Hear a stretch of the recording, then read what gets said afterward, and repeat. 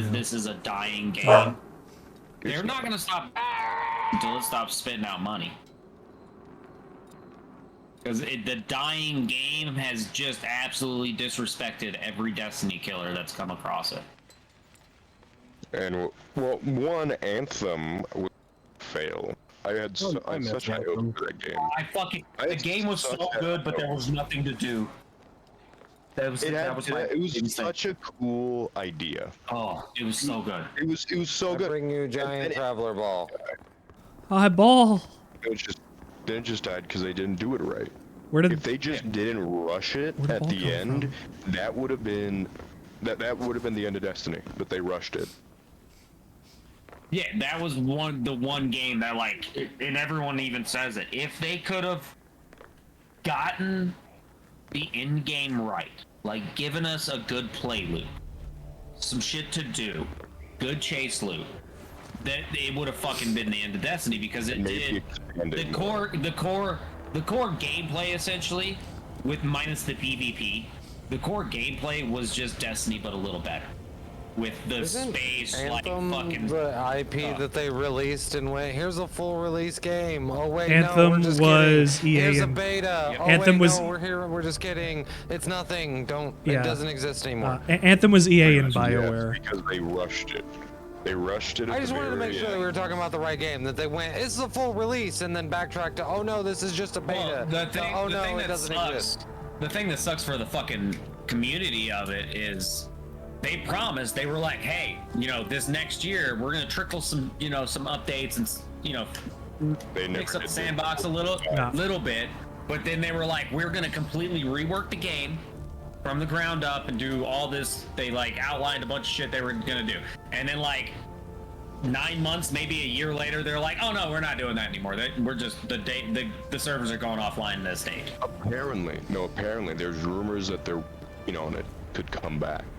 And now wait. The reason why this could be good is because it'll actually have time, and now a higher company. I wonder if that's why they brought in the two designers from Vicarious. You would, because I was hearing about it, and if they do it right, and if they add more, because it was cool, but there wasn't a lot of destination. It was a lot of flying around. You saw the same shit over and over again. Mm-hmm. So if they add more to it, maybe like Destiny does with different planets. Not only that, like the size of the space was great, but it was fucking empty. See, it was nothing in it. You flew for 10 minutes just to get somewhere to fight a few enemies, and there was nothing between you and it. That was the worst part. This was the IP that they killed Mass Effect for, and fuck EA, man. Because fuck how EA. much potential Anthem had. I don't care what they thought that they had. EA is grossly mismanaging their companies, and I'm not going to give them another red cent. Oh yes. I've not wanted to buy any of their games since Dead Space 3. I still have the game. I couldn't sell it. I'm so sorry. Literally, You didn't like the remake for Dead Space? No, I refuse to touch it. I'm never going to support another EA game ever again. That's how I feel. I'm guessing this comes back to Battlefield. No, Or it's not Battlefield. It's the way that they treated Mass Effect, and it's the way that they treated Dead Space, two of the best IPs that they had in a very long time. They shoved huge microtransactions into Dead Space 3 and turned it from a survival horror experience into an action experience, and it was less interesting. They ruined what they were doing with the lore and fucked a bunch of stuff up, and then said, hey, developers, we only sold 3 million copies of the first two games combined. You have to sell 5 million in total if you want to even get close to making a sequel on this.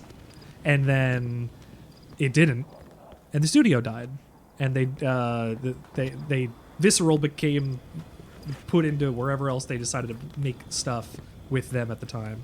They were basically dissolved, and it's really depressing to see IPs that people love to get turned into trash because of corporate greed through microtransactions and pay-to-win bullshit. I 100% agree on that. Destiny kind of has teetered on that edge a couple of times. I mean, when you can get a sword that you can dash across the map with, and it costs $15, and that's the only place you can get it. Some of that stuff is pay to win if you're going to get strategies that nobody else can do unless 100%. they've done it. If it's PvE, that's fine. PvP is where the line gets fuzzy. Is it fair? Well, PvP, yeah. But the other thing about PvP is in-game PvP, you have to be current on the DLCs and shit. Like, you have to have these seasons to play trials. You can't be a free-to-play player or any of that shit. You have to be current with the Ooh. game. I was gonna say, you wanna know what a free-to-play player gets? It's the top 3 nodes minus Legends. And any of the special, or most Yep. of the special shit that happens in them. Yep. No, Well, that's Legends it. is free to play, isn't it? But Destiny's always it's been a, which would you rather pay? Expansions or subscription? And my thing is everyone's kind of bitching about the They're doing subscription both. fee. They're doing both. You have to pay for the expansion, Yeah. then you have to pay for the pass. They're doing don't- both of them. Now, if you get the deluxe version, you actually save about $10. So if I Also, you bought don't You do need if the you battle want to be able to pass. play all the content, yes, but you don't if you don't want the battle pass and you don't care. right, so if I buy Lightfall, it gives me 1 season of content with the stuff that it gives me. I can play whatever continues from that, but if I wanted to, I'd have to go and purchase like another season pass or the annual pass. This is my understanding of Yes. this. Yes. Okay. So they're But doing you that can still access. and content. So the seasonal story is essentially their subscription, non-subscription, teetering on that edge. And when they started doing it, I said that they either need to just do subscription or not, one or the other, because I don't like it. I think that once you buy the season, if you buy the new DLC, like all that shit, you should get the year's worth of content. How much was Lightfall at launch to get the game and the annual pass? 89. 89 bucks. US or Canadian? 85, 89. US. Fucking ridiculous. Because that would be 120 at least in Canadian. That's ridiculous. And that's the price of a new game. It is. It is. But at least if I bought a new game for that, I worth of would. content out of a game that's an MMO. Yeah. Like, It's the nature of the business. Yeah, see, I it's see also it as the I nature spend. of how much Jesus. time are you investing versus how much you're spending. Because if we want to look and compare Elden Ring that I spent just as much money on and got 200 hours out of in total, and I like without installing mods or anything, I'm done with Elden Ring. Done with it. You were still playing I might Destiny. go back and play it one more time, just randomly here or there, but more than likely, unless I install mods or something, I'm done with it. So I got about 200 hours worth of content up for my 80 bucks. I've dumped You're not gonna go back for the DLC? 180 hours in the last 2 weeks Yeah. in Destiny. Yeah. Yeah, the way I look at it is all these games you're spending the same amount for to play for, a couple weeks, few months maybe, right? I spend the same amount of money for a game that I'm playing continuously all year, and then next year when I pay that amount of money again, all of the shit that I got last year, I can keep on fucking using. All the shit that we did last year, most of the shit that we got, like the raids and the dungeons, I can keep on doing. All available. The way I look at it is I spend $100 a year. Well, highballing it on the, price. And for a game that I have just on Steam, have 3,000 hours registered.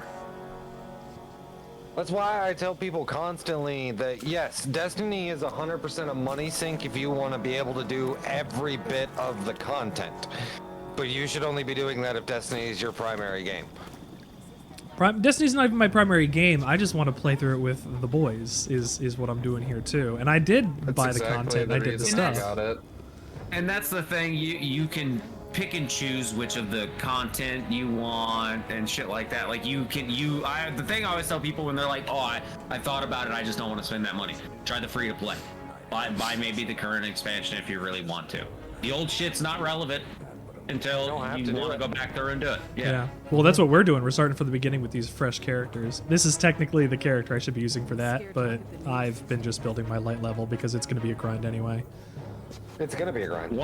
Once you get your first character to the light level, the other ones are easy.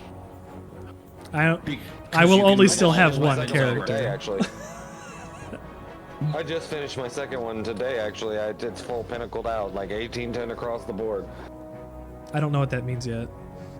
That's That max means light it's level. the highest. Highest you can I go is cannot 1810. yeah, the highest your gear can get, period, is 1810. You can get way more like bonuses. Like my overall light level is 1828, but that's because 18 of that is coming from my artifact from this season. I have My plus armor 10 itself, on my mine. armor, my weapons are 1810. That's the absolute cap on that then? That's the absolute cap. 1810 is as high as your armor and your weapons can go. And they've pretty much said that light level's going away next season. Or at fucking Lightfall. Really? Not Lightfall. What's it being replaced with?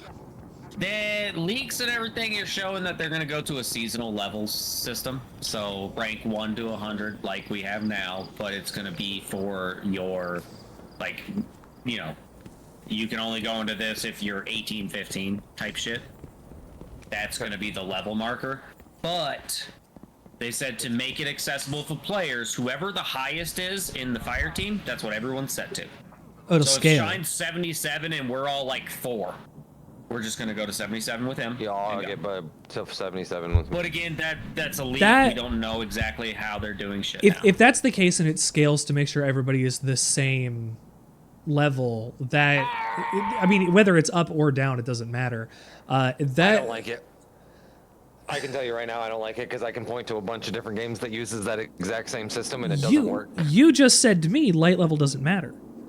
Light level doesn't. It doesn't, into a sense. Like, But you for get for me to in-game. be like rank 1, and you need to be rank 5 in order to do the Nightfall or whatever, let's say. You could just do that. I'm in your party, then I'm up to rank 5 already, and I could play the Nightfall with you, if that's the case. Yeah, if it's not but- locked okay, to so- stuff like so that, that's it- accessible. It sounds basic in that when you put it in that way. But what I'm gonna point you then is towards when you get into the stuff that would be like rank 50, rank 60, which would be master, grandmaster level content. If I take you into a grandmaster right now, I'm not gonna know what the you fuck are to do. going to get one shot by literally every single thing that's in there. It won't even, like, honestly, you Yeah. can't even step in that's- one right now. that's why because I it would like it. literally decimate you. Yeah. That's why I like it. Is because the reason he's gonna get fucking shit on is not because your light level's low, because it boosts up with us. It's because your gear is not equipped to handle it, and that's why I like it. Because if, like, say that's me, exactly say why I me, don't say like me, it is because me and it's you, not gonna me boost and their you wanna gear, play it's all just the time. boosting their No, level. exactly. So what I'm saying is, but I like it because it's not boosting them, so they still need to go put the fucking grind in to do the in-game shit. It doesn't prevent them. But people like Demon that have a life that don't get to play the game all the time. Me. When he comes back, he doesn't have to go do a bunch of bullshit just to get relevant again in just a number to go do that shit. He already has the good gear, good enough shit, and knowledge of the game to do it, so he can scale up with us and just get right back into the in game again. Yeah, It's more that's fair. forgiven to the in game, like the hardcore players, and it still punishes the people that don't want to put the grind in. That's the way I look at it. I'm gonna call out one thing on that. What? All the things that Demon says he has on top of the rank 11 and stuff. Why'd you use him as an example for having a life? Because he does take 9 month Because breaks. he's 9-month breaks. Why did I come back from a piss to get, like, attacked? I just had to say That's Ryu. Ryu's attacking you. Why did I come? Okay, now wait a second. In all honesty, from me going to rank 7 to 11 took me less than 2 days. That was one of the things. I was talking about like your collections and everything else. You're at I've also been playing since the game 98% on this launched. game. I'm at 100%. You're They almost. should be. You don't have Tom. I don't have what? Touch mouse. Challenges. Oh, right. No, I'm missing raid exotics. That's all I'm missing now. I've got Actually, all the dungeons. I'm actually very efficient at this game. For the longest time, I was only ever able to. I just thought it was funny. Like, I could only go on 2 times a week. If that lets you know my efficiency level at this game.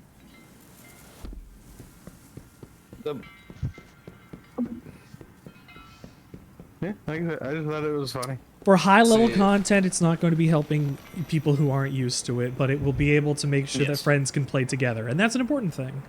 Wait, so I think missed the bottom whole line. thing. I went to the rest. So we're talking about the way that they're changing from the light level. Now, this is leaks. This isn't confirmed or This official is yet. just leaks. There's a lot of data leading to it. Is that they're going to a model where instead of having a light level, we have a seasonal level, right?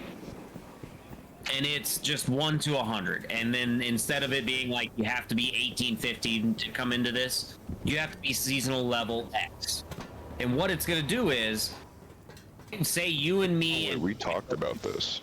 go into something. If he's 77 and we're like 4, we scale to 77. And they were saying that's going to be a bad thing At the dog. because people just Potential. go the end game shit and just get shit on. And I said it's going to be a good thing because it's still going to punish the people that don't want to do the grind and not let them do the thing. But it doesn't punish people like you or me that take breaks from the game because we have a life, shit happens, we're fucking adults, whatever. Yeah. And, you want to come back, you're still equipped, you still have relevant gear, you still know how to play the game, but because you didn't get to grind out the last season, or the first part of this season, you can't go do all the shit. Whereas now, if they do it that way, you can just hop right back in and go back into the in-game grind with your buddies. That's why I have a guy that does it for me when I make all the basics. Just Hang on, only you- one hit. We don't say that so loud. Look, it's tough. It's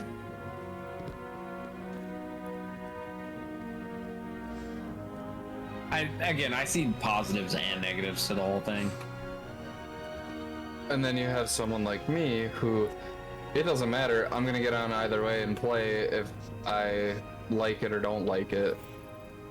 Because I just enjoy being here. I'm gonna be honest with you, the last few years, it's always the season that's coming up that I always take a break at. I don't know why. It's just like the summer, into summer season is just the one I'm like, take a month break, take a 2-month break. Got other stuff to do. It's not only that, I just don't want to burn myself out on the game. So like sometimes it's good to just step away from the motherfucker and just like, I'll play that some other time. Like how I put 1,000 hours into Rainbow Six Siege over I don't know, most of the pandemic. Don't talk to me about Siege, man. That was my kryptonite for I have like 2,000 I don't hours in it know how now. long. I've uninstalled it after the new updates where they took away Nox Sneaky Step, and I said, okay, fuck it, I'm done. And I uninstalled it. During the pandemic, I put like 2,000 hours into shiny hunting in Pokemon. Did you catch him? Oh, I got a fucking shitload during the pandemic. Well, there you go. Because Destiny was kind of during the pandemic. Like Beyond Light was okay. Crucible was fucking god awful though. This game is not going to give me another 1810 bond. Now it's just laughing at me. This game's never gonna give me a fucking artifice bond. I can feel it deep in my bones. Alright, I'm out of here. You boys, good runs tonight. Oh, by the way, Sand, go to the vault since you're at the tower. Yep. And the thing between the vault is the Monument of Lost Light. That's where you can get exotics from. Yeah, I know. I got a couple from other things before. I don't know how to get I want to the... see. I think the reason that you can't see Ariana's vow is probably because do you have that season? Because it's right there. Huh. Says you do. Weird. I need Exotic Cipher, a Legendary Shards, and a Descendant Shard. Shit. So I need a lot of Grinding. shit for it if I want it, yeah. Is anything else worth it on here? What's good? Wither I Horde. don't know what's good. Wither Horde. In that list, Grenade the best launcher? thing in there is Wither Horde. It is a grenade launcher that drops a blight on the ground that damages an area of effect, or it tick damages an enemy over time. Okay. But if you get the catalyst, it also gives it auto-loading holster. It is so good. I don't really care for most of the guns on that list other than that and the Ariana's Vow. But anyways, I'm out of here. Good Well, race good night. tonight, boys. Thank you for teaching. I'll let you guys later. No, it's fine. Yeah, no problem. Oh, it just goes gunmetal. Look at that thing. One day. Demon left here.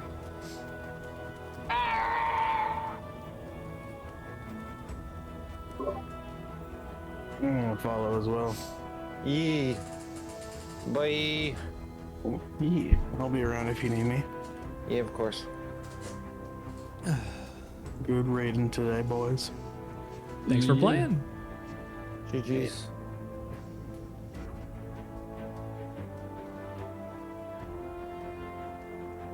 All right, next time I will learn these better. I think you did fine. Yeah, you did just For fine. a first time, I mean, like, I'm still learning. To Like, be honest with you, you did better than I've had some people who have done raids before do. oh, good. Like people I've run through people that are on their third time going through the same raid, and I'm like, dude, you gotta fucking get this at some point, my guy. I mean, like, You can't ad clears. just aimlessly ad clear all the time. Yeah. Like, you gotta learn a fucking role. Just learn anything. Learn a call out. Learn something. Yeah, the last bit against Oryx, learning that was like, all right, how exactly is this gonna happen? And then I had to listen to everything and then translate that live into this is what step this is. This is I still don't know what to look for cues to know what's coming, but I know how to react to things now, and that's important. Yeah. And again, thank you guys for being so patient. Just it's nice. I'm playing two MMOs with two very nice communities. Honestly, this is how it's like most times. It's just relaxed. We're just here for the memes. Yep. Which is why it was great And getting. maybe an exotic on top, but Oh. I try to tell people all the time, like I explained this to Gunny and Zavala when they first started coming around for raids. Like, I promise you, we're never gonna get super pissed off at you and be like, rah, rah. Like, I will, even if it takes us 30 times of going through it, I'll just be like, all right, what do you not understand? What do we need to go back over? What questions do you have? Yeah. Because I remember, I learned how to raid, like learned raiding in WoW. Back in the days when we were on TeamSpeak and Ventrilo. When if you were DPS, you didn't even get to speak.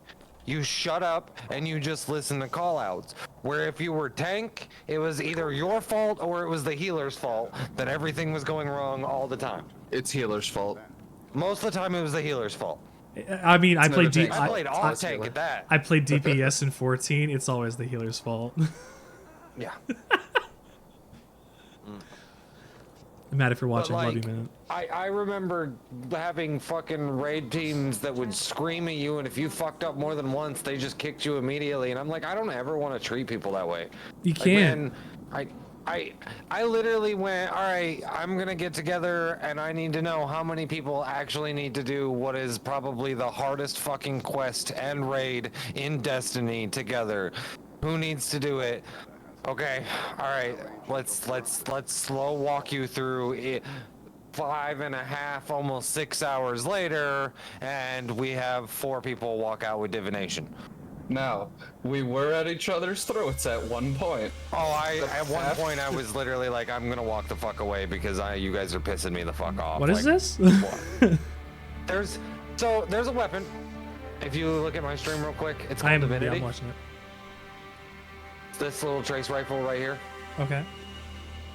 What this trace rifle does is when you shoot it at a target, it turns that target into a bubble. Like it puts a blue bubble around them, and anybody that shoots that blue bubble is automatically a crit spot for everybody else. So you what? basically give a boss a big giant crit. We call it the Critterus. No bullshit. That's literally what we call it. Correct. The Critterus. We call it the Critterus. I will look. Hold on. We're gonna go. This is all valid Destiny lore. Take notes. Get the notepad, pen, and paper. Hold on. How do you do? Is it a drop or? Oh well, you already explained this to me. Oh, it's a drop. Oh my god. You have Lightfall. We're gonna go to Neptune. It's no. It is a quest. I have Lightfall, like, but I you have don't to know do what's a gonna whole bunch happen. of steps. Sorry, I haven't have to do a launched it whole yet on bunch- this character. I don't know what's gonna happen.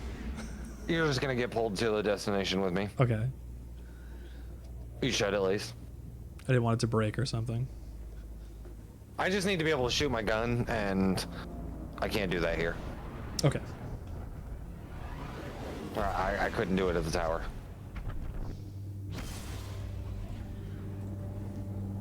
But yeah, it puts a little blue bubble around them. Makes bosses really fun. A lot of bosses, especially the ones that move a lot. Donna, I love your face. Thank you for the lurk as always. I hope you're having a wonderful night. Like Nezarek, for example, which is Root of Nightmare's boss. The brand new raid. Nezarek does this weird teleporting shit where he just likes to go and do random shit, whatever.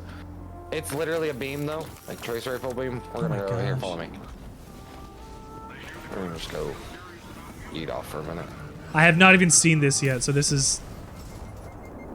You might notice when he actually shoots it because he was using it during the raid. Actually, both raids.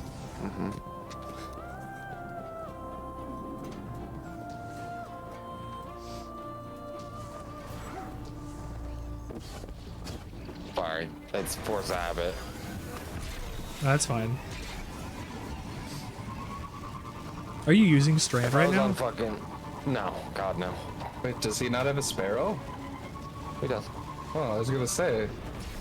Ow, I hit the wall. No, I don't. I don't even have Strand unlocked on this character. How would I not have a fully. Sparrow? You actually, when you first start the game, you don't have a sparrow. Shahan If you has to skip give the you first one. quest- So you see this douchebagger? Oh, this guy's gonna die really easily, but here, we'll do it to one of these. Oh, you're not gonna give me the bubble? Hold on. Come on, enemy, give me crit bubble. Yeah, that one has it. You see how he's surrounded Oh by my blue bubble? god.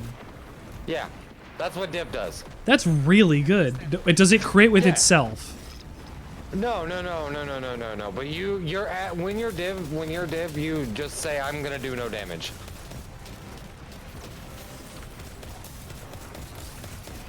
Oh my god. Yeah. It is That's a a pure full- support weapon. That's a full It is body support. crit. Yep. It is 100% just a support weapon. That's Alright, like a that's something to 5-inch look to, crit. Yeah.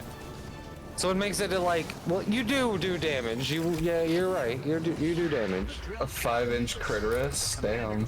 Yeah, the 5-inch Critterus. I have some free loot. All right, I'm taking this back to orbit, so I'm gonna get a bunch of shit for Lightfall spoiled. I'm gonna see this in weeks from now because I'm playing the story with Drizzle and Blue. Have fun. I recommend if you're already like 1775 or so, go ahead and do it on legendary difficulty for your first time through. I suggested that to them, and Blue didn't know if he was gonna be okay The reason with I that. say this is because you will get the same rewards for doing it as you would get it through normal, plus you get bonus rewards, and at the end, it's how you get the exotic for that season.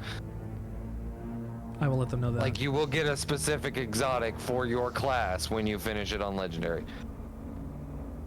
Okay. And yeah, the bigger the mob, the bigger the bubble. It has to stay on it the whole time. If it gets off of it, it'll go away. Yes. Okay. After a few seconds, it'll go away. But it's a trace rifle, so you just fucking at them all the time. I was thinking, could you mark multiple guys, but I guess not. It would go away before you No. got to the second one. But you can combine it with the new Warlock helmet, the Cenotaph mask, which is has the high priority set on it, and so it steadily reloads a portion of your equipped trace rifle's magazine from reserves, and damaging a vehicle, boss, or champion with a trace rifle marks them as a target. When an ally defeats the marked target, special ammo is generated for you, and heavy ammo is generated for your allies. So you div with this helmet on, and then you just generate ammo like a motherfucker for your team. So like Jeez. in GMs, it's disgusting of a combination. It's one of my favorite combos. I'm sneaking out. Have a good night, guys. Bye. Thanks for playing. But like I said, to get div, you have to do a whole quest outside of the raid before you ever even get into the raid. And then once you get into the raid, it's a series of 8 increasingly difficult hidden puzzles that all have to be done without people leaving and require all 6 people on the fire team working together to solve the puzzles. Like hitting things at specific times and pushing buttons and different. Yes, hitting Oh things my or God. rotating in a certain like rotating around each other in a certain pattern, or there's one where you basically create a circle with beams of light connecting you, and you can't get too far apart from each other, otherwise it breaks, and you can't get anything in between you, otherwise it breaks. However, you have to surround a pillar and get it to line up through very specific crystals. It's frustrating, it's aggravating, And that's it's time part- and consuming. that's part of and which? It's tedious. Garden of Salvation for the Divinity quest. And it's to get that exotic. It's to get Divinity, yes. And you said 4 out of But 6 the if you one got upside it. is as long as somebody has it, you're good to go. You don't need like a whole team of them. You only need one person to have it. And in most 6-man encounters, you'll have somebody who suffered through to get Divinity. Because it's It's a actually struggle. suffering. Wow. Yeah. Like hold on, let me pull up raid report real quick, and I'll tell you how long our div run took.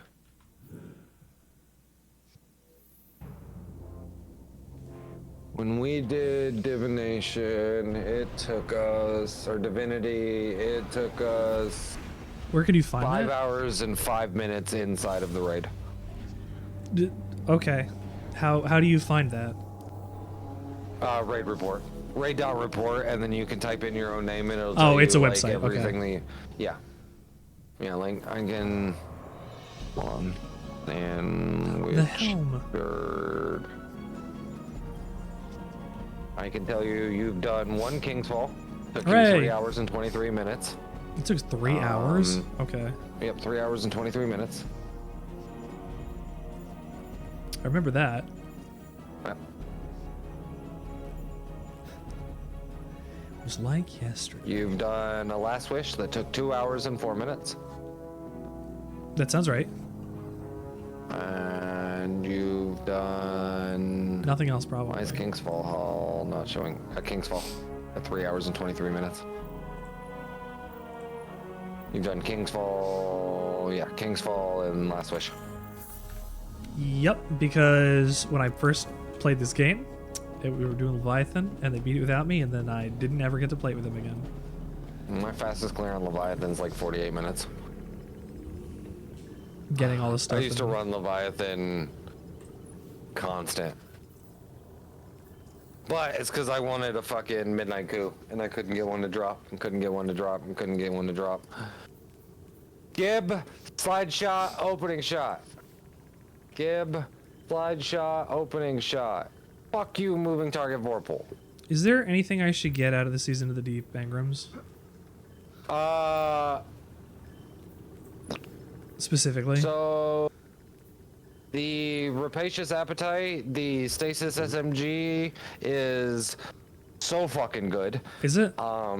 Especially if you get what the fuck is the roll on it? It's Headstone and something else. Where you at? Rapacious. Rapacious, I know you in my inventory. Where you at? Right here. It is perpetual motion. Oh, perpetual motion target lock. That's what it is. Perpetual motion target lock. You can also get perpetual motion headstone. Both are really, really good. I don't know what that means yet. Oh no. They're the stats that roll on the gun. The different times pulse rifle isn't bad. The until its return strand shotgun is really fun. I enjoy the fuck out of it. The bug out bag, which is the solar SMG, you can get explosive payload incandescent on it, and oh my god, that thing destroys on a solar build. Can you? It's so gross. Oh my god. Yes. It is nasty. It is. I fucking love that gun. And I mean, for me, it's a 900 RPM SMG, and I'm a really big fan of 900 RPMs. Cyanide is more partial to like 750s. I like 900s. I like guns that go. See, I like one big shot though. Hand cannons. Spare rations is good. You can get I have an ornament for it. rapid hit Apparently. kinetic tremors, rapid hit explosive payload. For PvP, you can get slide shot opening shot, which is what I'm trying to roll for now, is the slide shot opening shot. But I can't get it fucking anyway. get one. Unless I just get a pull out of the reckoning weapons. Is that even a good idea? Should I even do that? I mean, you can just ride. For me, early, because until I like red border everything, I just pull random. But I have all of the weapons from this season that you can craftable, and I don't. because so Witch Queen I don't have weapon expansion. crafting yet. Yeah, Witch Queen expansion opens weapon crafting because it opens Savathun's Throne World, and then that's when you can make like I have a red border Nation of Beasts, which is the last wish weapon, and because it's red border, I can put enhanced Dragonfly, enhanced explosive payload on it, and I've had the gun for less than like 3 months, and I've already dropped like 2,400 kills on it Oh because it's jeez. dumb. Forbearance I've done like 1,800 on because this gun is stupid dumb. Like the way it's set up, I shoot a grenade. As long as I kill something with the grenade, when I reload, it gets 2 in the magazine. So I can then double pump something, and I'm guaranteed a kill off of it. And then with chain shit. reaction, if it kills, it causes arc explosions that jolt any nearby targets. And if you have like thunderous retort from the artifact on, then it goes even more. And then if you're running an arc subclass, it's even more. So you can just like, yeah, I can just full ad clear with like 1 grenade. Oh my god. It's honestly like a really I was using it for soloing the new dungeon. Like I really like the Solar Hunter. Like I said that I really like Solar Hunter stuff. I really like the explosions. I like the stuff it gets. I like how the knives work and like how the grenades work. I like it. But if it's not optimal, it's not good. I don't know how much I care as long as I'm having a good time doing it. At the end of the day, it doesn't matter. You can play meta or you can play whatever the fuck you want. What it boils down to, the biggest factor, because honestly, at the end of the day, you can make any subclass viable. The big factor is weapons. Because with weapons, you might like the gun, but what you want is you'll like the gun even more with specific rolls on it. And the reason for it is because those specific rolls are meant to feed into the weapon itself. And it makes it to where, like, you know, so, and a good example of this is for, we'll talk fucking, you like, what kind of weapon? You like hand cannons, Hand cannons, right? sniper rifles, and scout rifles, really. So I'm a huge fan of hand cannons. Like, I fucking love hand cannons. However, if you put, like, let's say, I know I have one in here. I'm looking through my day Go ahead. right now at like 100 different guns, and I'm trying to look at for one specifically.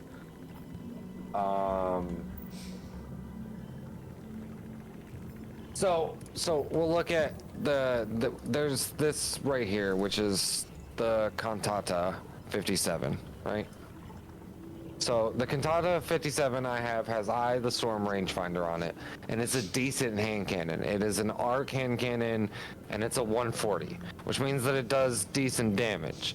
However, the Nation of Beasts that I have right next to it is still an arc hand cannon, still 140 rounds per minute. But because it's got Dragonfly explosive payload, means that I can one-tap things in the head, and they explode and chain lightning out to the nearest closest enemies. And as long as I'm chaining headshots, it keeps doing the same thing. And with explosive payload, there's no damage fall off. Which means that my range becomes obsolete even in a PvE environment. It means if I shoot across the map, my explosive payload can still trigger and do max damage and still trigger the Dragonfly, so it still arcs. And I don't have to worry about the fact that technically this gun's only optimized up to like 50 yards, but I'm using it at like 150. Specific roles will matter more depending on what you're looking for. It's where, like, you know, like it's comparing, like, all right, when you look at their baselines, yeah, they should be pretty much the exact same, but at the end of the day, you're gonna be able to get way more kills off of something with the right rolls than off of just a gun you like, you know what I mean? I think that's why I like Sunshot so much, because I like that it explodes and takes out enemies with it, which feeds back to everything else that which I do. is why so when the raid we were just talking about, which I can't actually, I have one in my inventory. So this is the hand cannon from that raid. Yeah, Zulu's Bane. Zulu's Bane. And the one I have right now is Hipfire Grip Incandescent. Incandescent is what I want in the second slot, because defeating a target spreads Scorch to those nearby. More powerful combatants and opposing guardians cause Scorch in a larger radius. Right. But it's got Hipfire Grip. However, I have the red border for this, so I can go craft it now. And because I can craft it, I get to pick what rolls to go on it. And I can put Enhanced Incandescent on it, which means that Scorch is now going to be more damage and larger just off base. Did they design this specifically just so that you can have a Sunshot that is not Sunshot? To appease people that wanted it with a different exotic? So almost every exotic has like legendaries that do the exact same thing. Like, for example, one of the best trace rifles right now is Cold Heart. However, Path of Least Resistance is the legendary version of the same gun. And with the right rolls, like stats for all, one for all, I can do nigh identical damage with Path of Least Resistance that I can do with Cold Heart. Cold Heart is a little bit better because it's exotic, but if I need that exotic slot, because while Cold Heart is a good exotic, it's not inherently, it doesn't have anti-barrier built into it. It's not a special rocket launcher if we're doing something like that. If I need to be able to run like, Wither Horde or an anti-barrier assault rifle or a good shotgun, I need to run something like Arbalist, for example. Arbalist is a very commonly used exotic for endgame content, because Arbalist is inherently an anti-barrier gun. It is a special anti-barrier, which means that a lot of your bosses that have like a shield that you have to break before you can actually start doing damage with them, Arbalist will one-shot that shield. So you can literally have Arbalist, pop it once to break the shield, switch to your other weapons, and do actual damage. Is that a railgun? But that means that I need the exotic slot for Arbalist. That thing's wild. I have the quest for it. I can do that. Arbalist is one of the best exotics in the game currently. And it's a railgun. Mm-hmm. And this isn't how it normally looks. This is what it normally looks like. This is Arbalist base. But I don't like the scope for base Arbalist. It's like a weird P-shaped scope, and I'm not a big fan of it. So I bought the ornament specifically because it changes Because the the scope. scope changes. Yep. Yeah, I prefer a scope like that too. And to me it made a difference. But Arbalist Wither Horde is another one that it's for AoE control, consistent damage, and shit like that. Wither Horde is one of the best guns in the game. And it has auto loading. So if I want to use Wither Horde in my exotic slot, then instead of running Cold Heart, I could just run Path of Least Resistance. Or instead of running something like Sunshot, I could be running a Xylua's Bane. Instead of running, like if I ran Xylua's Bane with, even with the Monte Carlo, it would literally solve my build problems because yeah. I need an assault rifle, and it'll do my melee stuff for me. I'll get that back faster. I'll be able to throw that out, become radiant, and throw out more, and then I can refill with the Monte Carlo when I need that, and then keep getting my solar with the grenades and the other shit. That'll just keep feeding back into everything. That'll really like make that work, and the only way I can get that is doing that raid, right? Like, and it's just like, okay, so we'll talk about Quicksilver Storm, for example, because I was telling you about how I fucking love this gun. I have almost 10,000 kills with this gun. Like, since Lightfall's release, I have 9,657 kills with this gun. Yeah, I just if that tells you anything about how much I like this gun. But my downside is it's an exotic, and it's an exotic that is meh when it comes down to late game content. But there's guns like Rufus's Fury that comes from Road of Nightmares. That's again strand auto rifle, and with Demolitionist Hatchling, it feels very, very, very similar to Quicksilver Storm. And it fills the same role and does the same things, but doesn't take my exotic slot. If you compare them straight damage-wise side by side, Quicksilver's going to be a little bit higher DPS.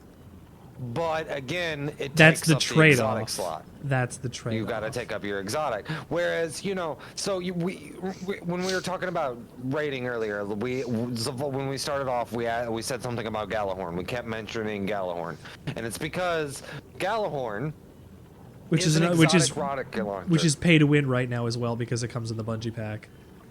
Yeah, 100%. And the more people that have it, the more damage it does. No. You that's only the Rat want King. one person to have Galahorn. Period. Oh, because You it only turns want one person. other What launchers, Galahorn right? does is it gives everybody around you when you fire it Wolfpack rounds. What Wolfpack rounds does is any legendary rocket launcher, so any non-exotic rocket launcher that is fired now turns into cluster rockets. Yeah. So it takes that singular rocket that would do a shit ton of damage and turns it into a whole bunch of those rockets. Hence the reason why we say like something like a hothead, because hotheads are intrinsically one of the best and you can get really good rolls with it. And with like something like Demolitionist Clown Cartridge, the way hothead works for me with Demolitionist makes it to where when I throw a grenade, it automatically reloads a round into the hothead. So shit. Clown Cartridge makes it to where when you reload this weapon, it randomly overfills it from reserves. So the way that the rotation works is I fire my first rocket, I throw a grenade that immediately puts a second rocket in that I fire, I then reload, which puts 2 rockets in, I dump both of them, I reload again, dump 2 more. If my grenade's up again, I can throw and immediately fire another rocket, so I can go through all 8 or 9 of my rockets in about 35 seconds. Holy shit. And then I just dump everything else. So and in terms of DPS, it's all about how fast can I fire off as much damage downrange. Yeah. And then you combine it with something like impact casing that increases its stability and impact damage by 10% per rocket. It makes it even nastier. Which is why, so if you do strikes and stuff, we're gonna go to the tower real quick. I'm gonna show you. Sure. But the way to get some of these is running these raids over and over and over. Running raids or running strikes, so for example, the hothead, which is literally like one of the best rockets in the game. Technically, Apex Predator with bait and switch and doing some other work is better DPS, but you got to know how to proc bait and switch, which means that you got to constantly be cycling through your weapons through damage phase. And if done right, as you've seen with Cyanide tonight, with something like Izanagi's Burden, you can pump out like 4.6 million damage on fucking Oryx. Yeah. And be the highest DPS, but you have to know what you're doing and you have to have the right weapons and know your rotation, and Izzy swapping is optimized DPS. It's If you're making going sure for you got just- your standard DRG rotation of 14. It's Yeah, making sure you get exactly. your optimized maximal damage. Exactly, 100%. So if you run strikes, which are done through the Vanguard playlist, so Yes, under I run. destinations, the Actually, I run strikes when I'm supposed to be working sometimes. strikes are super fun. Yeah. So whenever you do strikes, you'll get Ingrams for Zavala. Yes. Don't roll the Ingrams. Whenever you get 2, if you go into not focused decoding, I apologize. Legacy gear? Legacy gear. Every 2, I think it's 4 for the first one, and then it's 2 for everyone after that. But 2 Vanguard Ingrams, and you can roll the Hothead rocket launcher. And if you It says can get 5. impact casing, huh? It says It might be 5. 5 for your first one. It might be 5 for the first one, but after the first one, it drops down. I know it's 2 for every subsequent one after. I think it's 5 to unlock it in the first place. And then after that, it's just 2 each time. Okay. But it is, if you can get like auto-loading impact casing, or impact casing with auto-loading explosive light, or demolitionist explosive light, demolitionist clown cartridge, so on and so forth, it's literally one of the best rockets in the game. So then I just save my Engrams and just grab those. Yeah, then. save your Ingrams in your, because nothing else he has is really that great. Like, everything else that you can roll from him is like mid-tier weapons. Right. There are better options in that exact slot. And then we talked about Crucible as well. For that, you want to try and roll Riptides. So if you go into Shax, go to the second page. What's up, Stain? How are you? And then go under Focus Decoding. Fusion rifle. You're like the Riptide view. What you're looking for on Riptide specifically is Chill Clip. Okay. What does It'll that be do? the second perk. The best roll is auto loading Chill Clip, which is what I have currently is auto loading holster, which means that when you're not using the weapon for a short period of time, it automatically reloads the weapon. So the reason you want Chill Clip is it makes it to where the top 2 in the mag, the first 2 shots in the mag, will, if shot in rapid succession on the same target, will stasis freeze them. Oh, jeez. The first 2? Yeah, so like on like unstoppable champions, for example, or even like bosses and stuff, you pull it out, you go brr, brr, it freezes, you switch to your rocket or your heavy or whatever, and then you hit them with it, and it breaks the freeze, doing shatter damage plus whatever your heavy damage is. So it's auto crit plus shatter plus heavy damage. Oh my gosh. And then if you have auto-loading holster on it, because you swapped off, when you swap back to it, it's got a full mag again. You And you dump do the it top again. 2, swap back off, and you keep going. Jeez, that's eventually you're optimized that much. That's how you're going to be doing Exactly. it. I'm not Yeah, there eventually, yet. like, if you, like, so, my vault has 518 things in it right now. Actually, that's not even 100% accurate because I have a bunch of garbage in my inventory that I need to get out of it and put back in my vault. Hold on. Give me a second. Should you just be We got a throwing bunch of stuff stuff in in there? here that I don't need.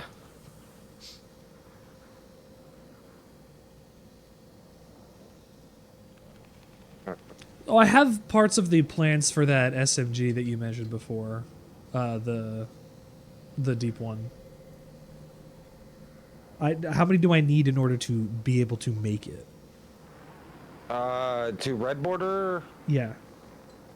Red borders were 5, but again, like I said, you need Witch Queen Right. for weapon crafting.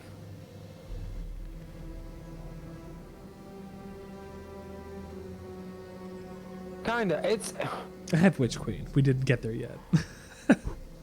yeah. Once you finish Witch Queen campaign, you'll unlock weapon crafting.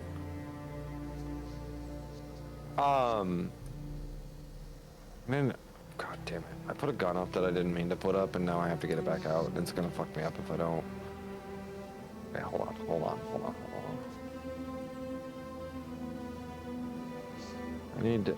I hate it when I do this to myself and I put things in the wrong spots and... So... Minus what I keep on me at all times. Where is my...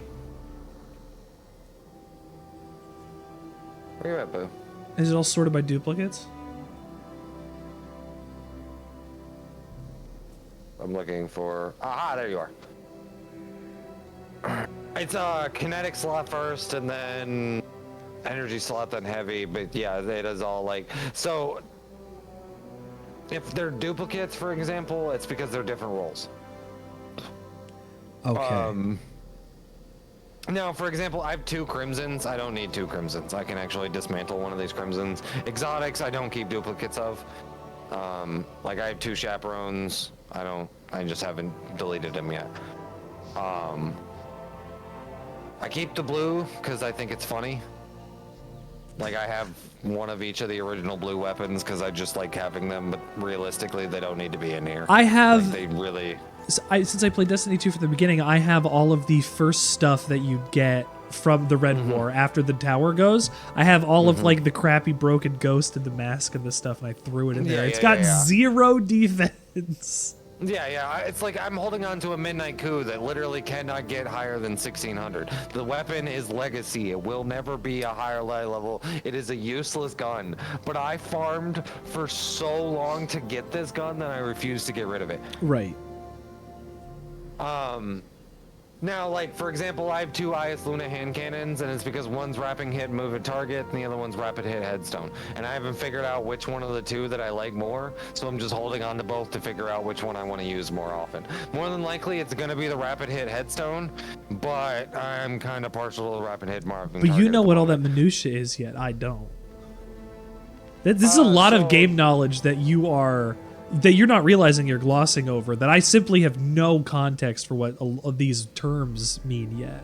Like, I will learn, but there's a lot. Light.gg is another one of those wonderful websites. Thank you, I appreciate it. That, like, so Light.gg, you can connect to your account and it'll tell you, like, I can go into the praise roller and it'll tell me what roles are actually worth a shit and which ones are garbage compared to like community based votes, and it'll even tell you why.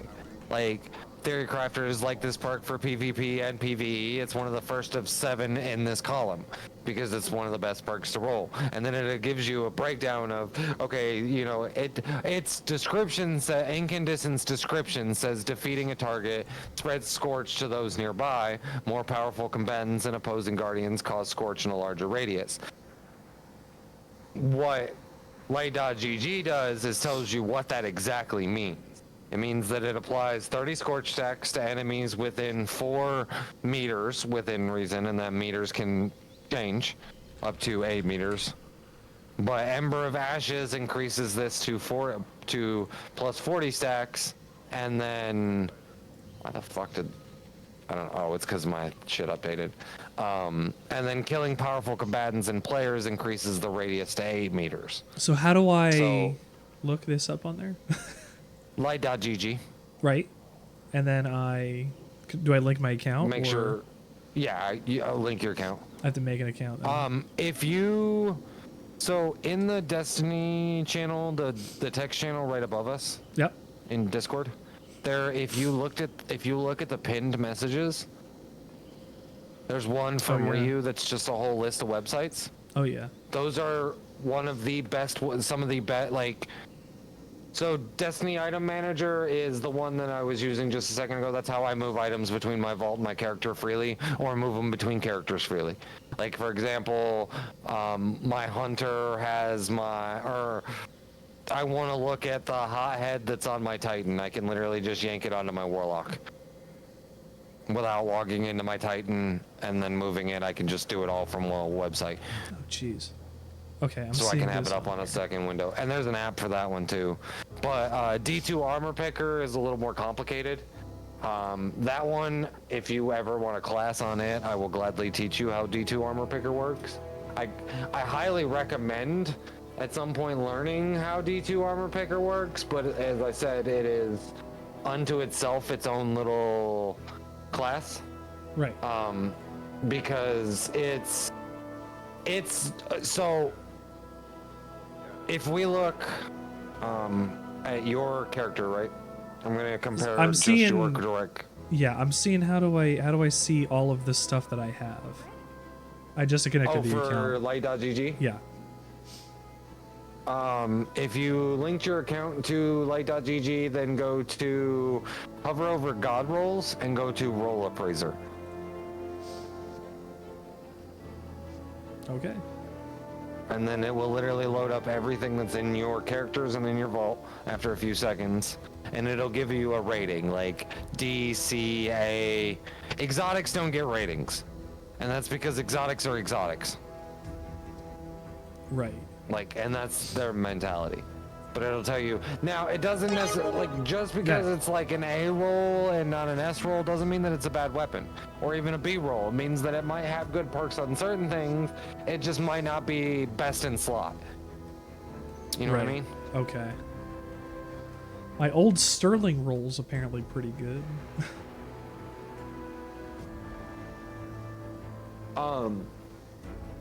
But you ready for probably the most complicated and most important Does lesson it go I up can to give you A? Does it tonight? go up to S? What is it? It What's goes the down top? to S. S is top tier. Okay, I don't think I have anything that's S then. I only have a handful of S weapons. And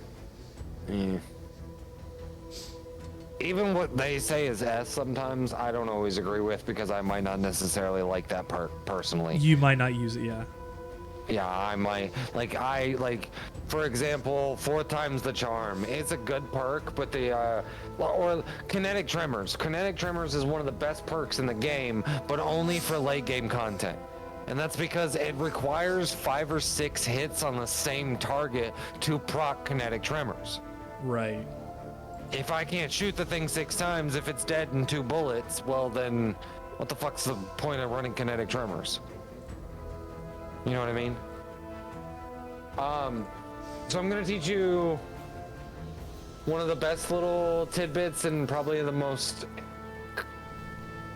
It's gonna be, it's super important, and that's stat allocation. Okay. So while light level is important, you have your 6 stat blocks, and I'm directly looking at your character right now. Yes. You have mobility, resilience, recovery, discipline, intellect, strength. Yeah. Now, the way Destiny armor rolls, that's broke down into 2 separate brackets. You have top bracket of mobility, resilience, recovery, and bottom bracket of discipline, intellect, strength. If an item rolls at a 60, so you have a helmet that rolls a 60 stat line, right? That means that it's going to take that 60 and it's going to split 30 to the top and 30 to the bottom. Okay. As a hunter, your stat priority is resilience, discipline, mobility. Those are the 3 most important stats for a hunter. Resilience, because it's your damage reduction and survivability. Discipline, because it's your grenade, and most of your abilities revolve around grenades, and grenades are probably some of the highest fucking damage in the game. Like, grenades are just super important for everybody. And mobility, because mobility is what affects your dodge, aka your class ability. Yeah. Certain builds you want to build into strength, but that's again only on build specific, so it becomes like your 4th and is less important. So because of that, this is why I told you to prioritize a discipline mod. It means that when you're rolling armor, you want to try and you want both resilience and mobility, but you only want discipline from the bottom slot. You don't really care as much about intellect or strength, and if you get them, it's all right, whatever, but you want discipline over anything. Right. So by focusing discipline, it means that it's going to try and take that bottom 30 out of the 60 potential that we were using for an example earlier, and it's going to put as much of that as it can into discipline first and foremost. And then you're just hoping that your higher rolls will roll better. Just So, changing my D2 helmet from armor. one thing to another put my stuff up like that. It's because if you look at the Holy helmet, shit, its yeah. total stat roll is a 63. Yeah. Whereas the previous helmet you had on was a 51. 51. Okay. D2 Armor Picker lets you go through and be a little more specific. I.e., if you look at my character right now, the build I'm running, I have 100 resilience, 100 discipline, and then 70 recovery. Because those are the 3 stats that I prioritize. Yeah, wow. You I still really have 37 min-maxed some of intellect this. And 40. Yeah, I'm min-maxing, exactly. Yeah. But the big thing that I can tell you, and one of the most important things, is when you're leveling and just prioritizing, the first stat that you want to prioritize above all others is resilience.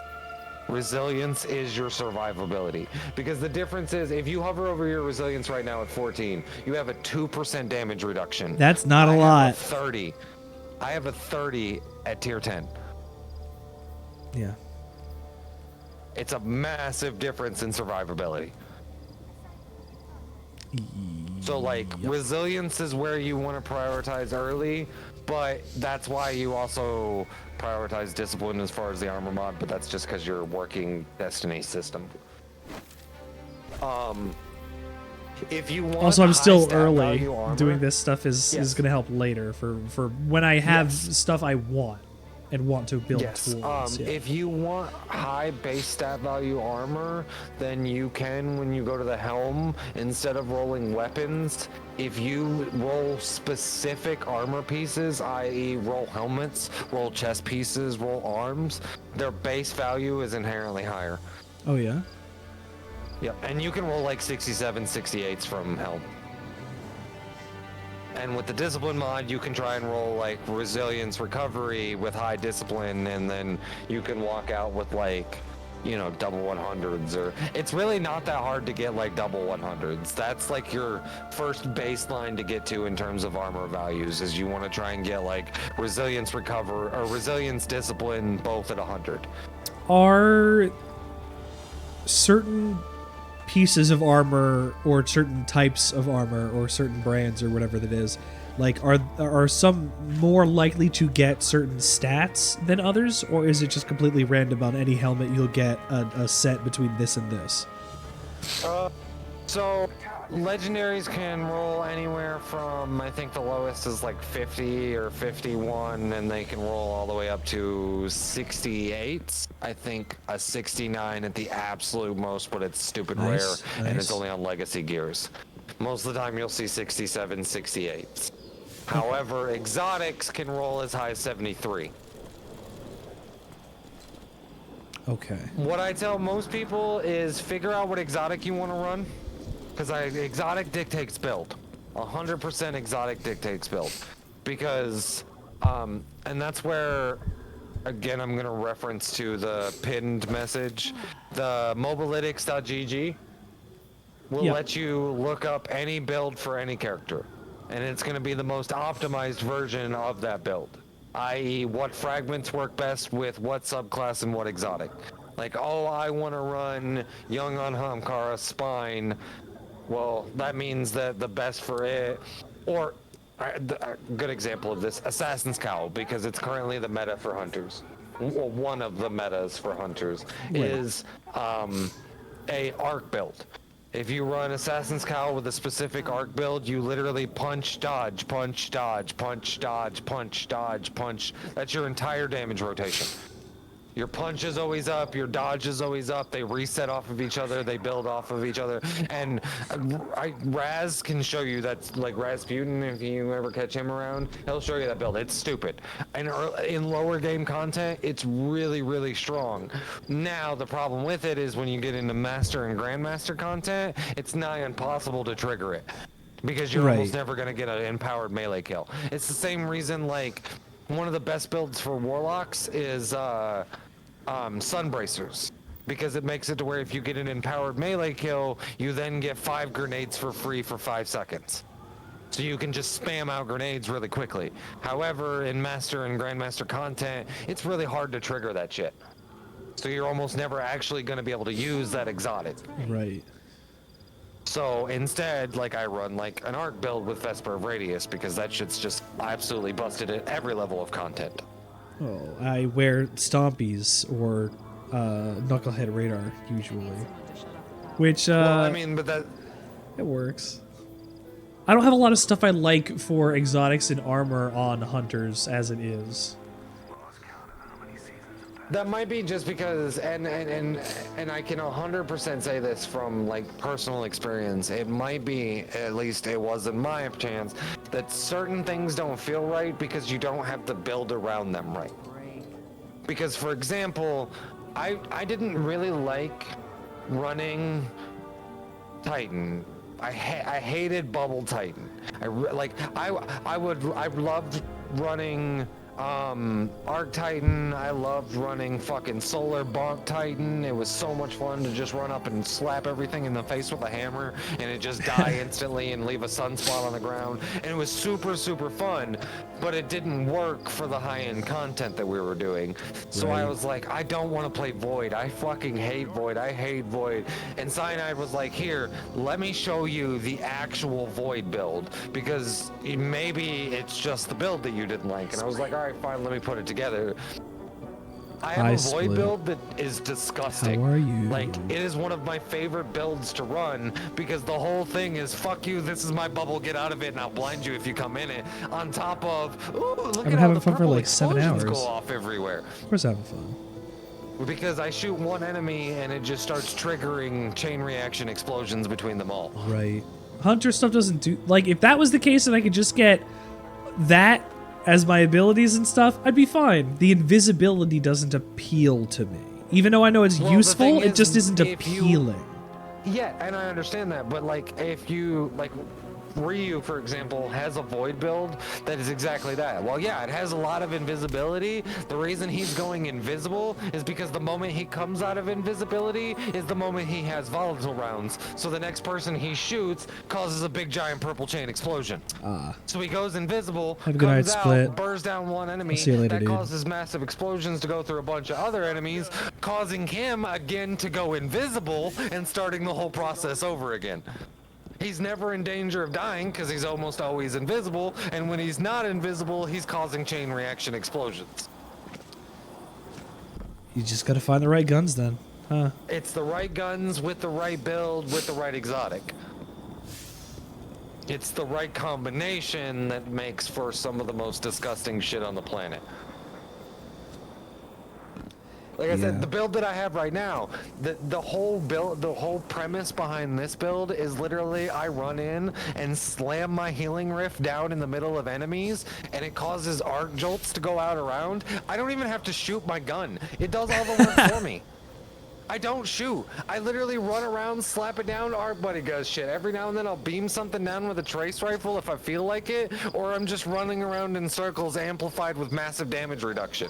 And then I just keep spamming it and doing it. And this is set up for soloing dungeons that way. The build is set up so I don't have to shoot my gun while I solo a dungeon. It's dumb. It sounds a little broken. It's so dumb. It's so dumb. But it does sound fun. The build I had for my Titan at the very beginning of the season was basically like Kamehameha punch everything, because you charged up your fist. I called it the Detroit Smash build because you basically wound up your fist and then would punch forward, and if you made contact with one enemy, it would just like chain lightning between everything.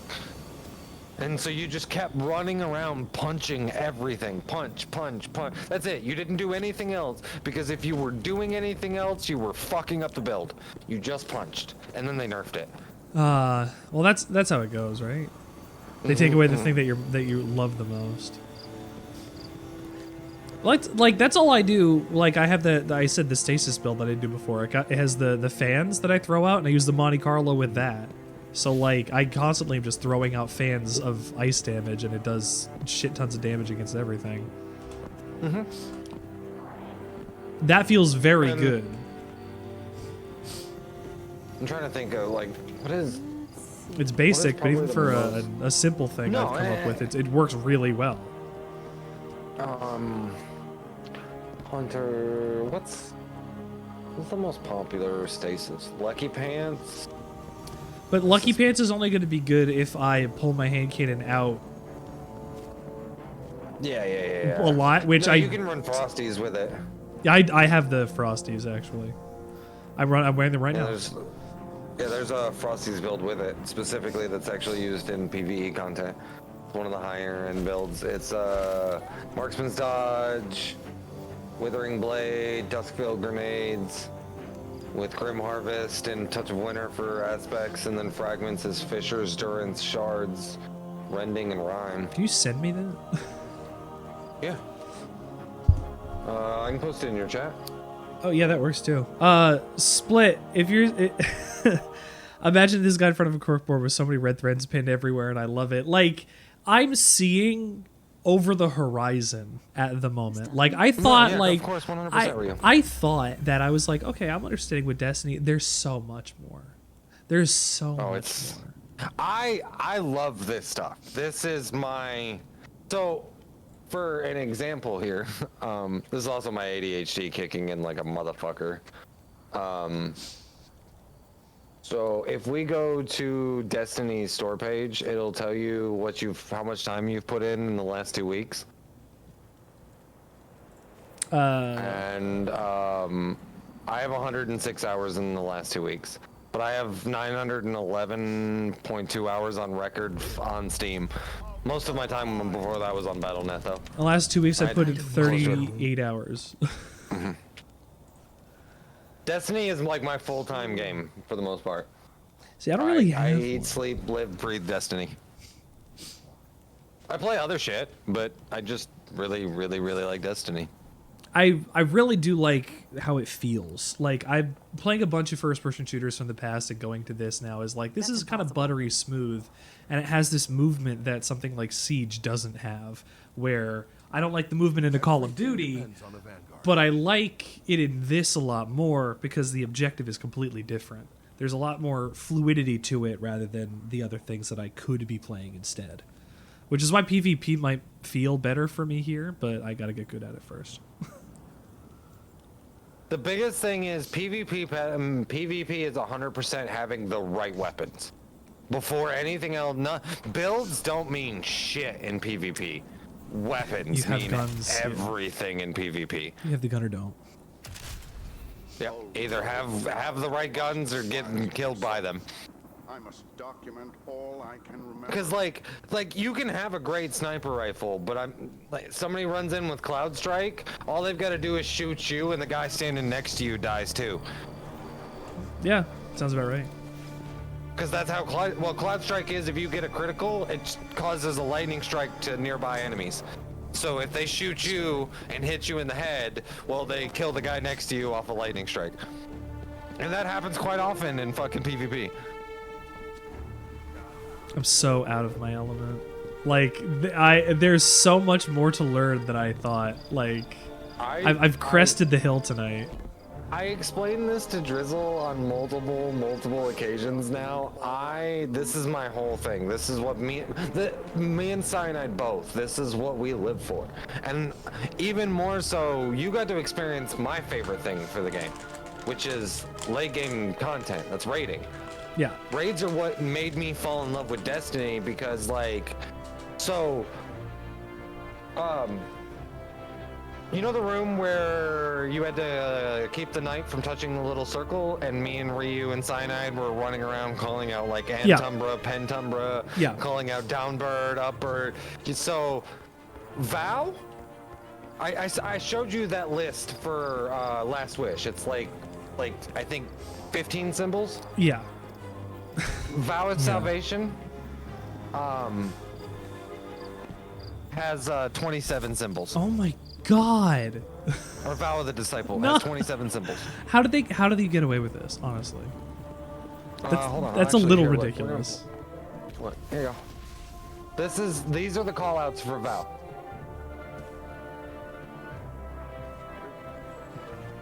Gonna need someone to shut off the power. Ascended Play, Blackguard, and Black. Oh my god. Oh my god. Blackheart, Commune, Darkness, Drink, Earth, Drink. Enter, Fleet, Grief, Gift, Guardian, Hive, Kill, Knowledge, Light, Love, Neutral. Neutral is irrelevant. This is just what neutral looks like. Pyramid, Savathun, Scorn, Stop, Tower, Traveler, Witness, Worm, Worship. And some of these, for example, worship, witness, and drink, when you're in a fucking hurry, look awfully fucking similar to each other. That's the point. Oh, same with Guardian. Guardian worship constantly get confused.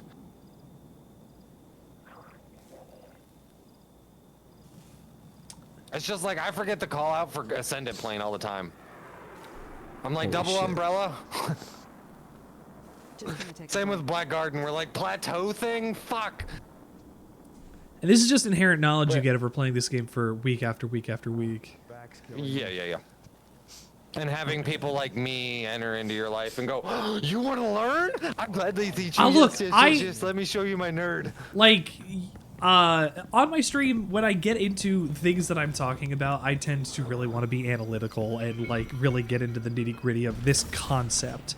Like, we were playing New Vegas, and I took, like, 20 minutes aside just to be like, okay, this guy called my pit boy a manacle, as if it was something that held me down as a slave to something else.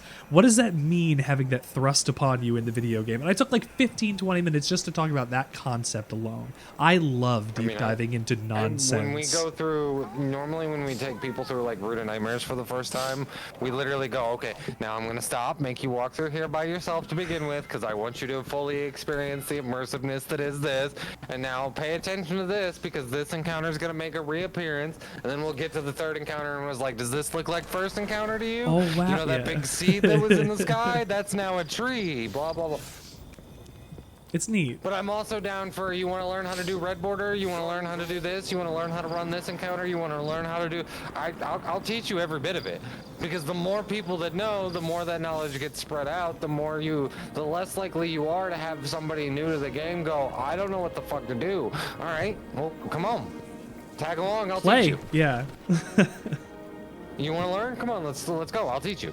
I will, man. If I could run raids every single fucking day, I would. I would run raids all day, every day. I'm down for it. I don't even give a fuck if I get loot from them or not. I enjoy the experience of running the raid, and even more so, I love the experience of getting to take people through their first few raid encounters and watching their excitement when they get their first raid exotic. For example, Raz. Yeah, I didn't even get an exotic, and this was really exciting for me. Like I said, this is genuinely thrilling to do. Yeah. Rasputin's wife, Yuri, played with us for the first time. She did her first ever raid, period, with us. And got the brand new shotgun. And she was like stupid excited for it. Which of course it made a bunch of us jealous because, you know, there's a couple It's of a us brand that new don't shotgun, have it. yeah. It's the brand new shotgun. I got it on my third attempt, thank God. But like, for example, Cyanide has every gun craftable from Root of Nightmares. He literally needs nothing else from the raid, except for the exotic. That's tough. To Yeah, it run happens that every week to try to get the exotic roll? Every week, 3 kills of Nezarec to try and get it.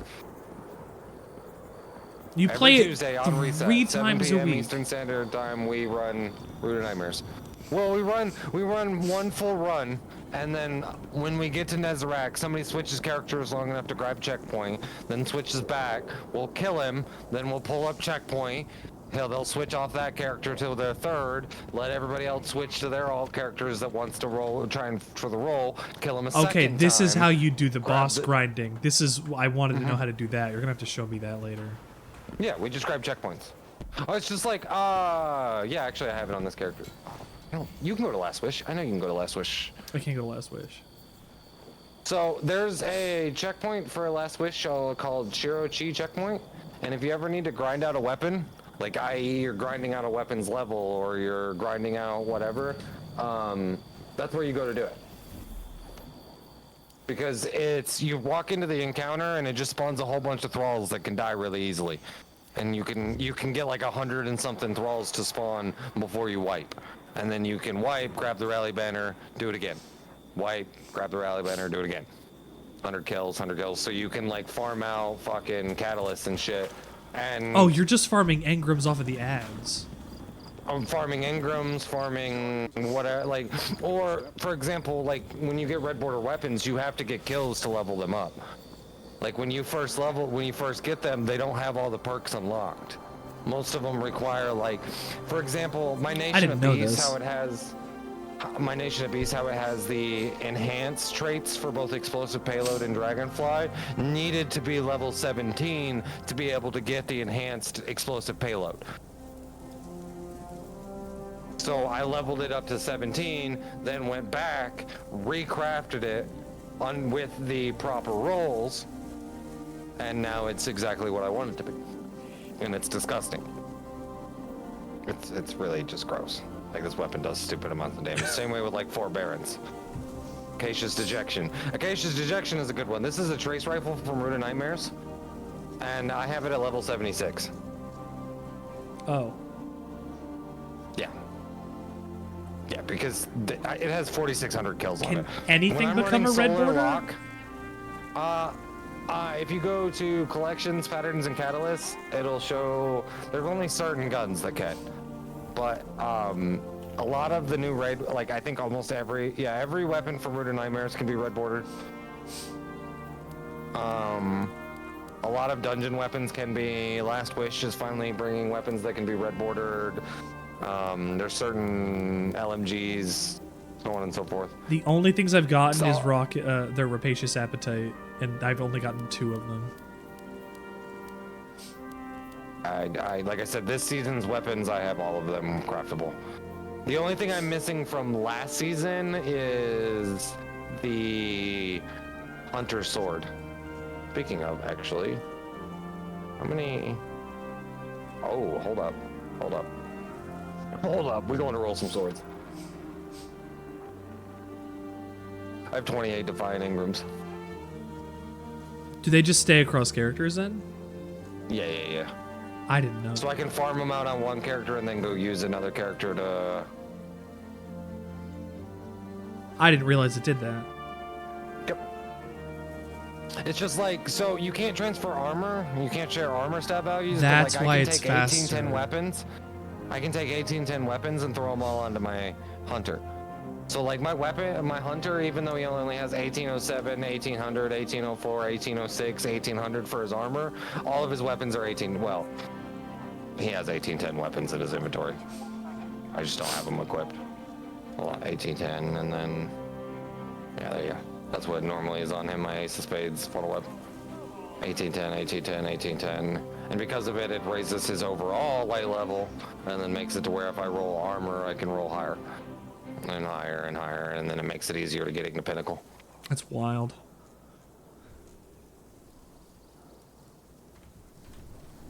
It's stuff I will learn eventually. So, last season, all of these were craftable. Every one of these weapons. But on top of that, under the recovered Leviathan weapons, there's a shotgun called the Imperial Decree, and then each class got a specific sword to them. The Titans got the Throne Cleaver, the Warlocks got Death's Razor, and then Hunters get Gold Tusk. Throne Cleaver is a solar sword, Death Razor is a void sword, and Gold Tusk is R? You just have to get it on that. They're not locked to those characters, right? Golden Age blueprint for interplanetary These are. sale. Oh. But I'm specifically rolling for red borders. These are the only 3 that are like that. There's certain glaives that are that way too. I'm not gonna get a single fucking red border. It's time to fight. You just hold on to all your Wow. Engrams at some point, huh? Yeah, you get just the stack level up my cap and you Engrams just and- hold on to them. Yeah.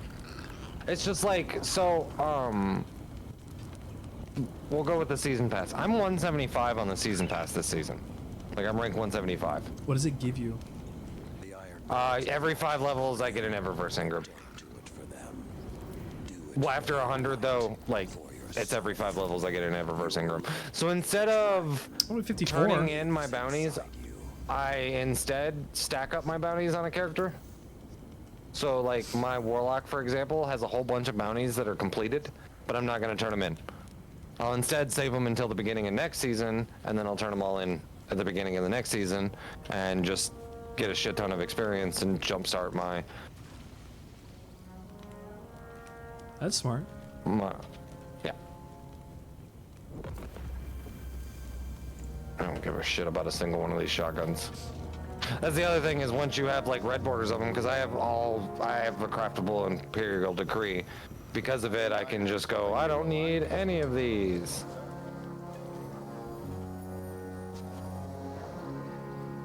My cape is So I just get a whole bunch of legendary shards, and eventually you just end up like, how many? I have 3,000 legendary shards. I had like 6,000 at one point.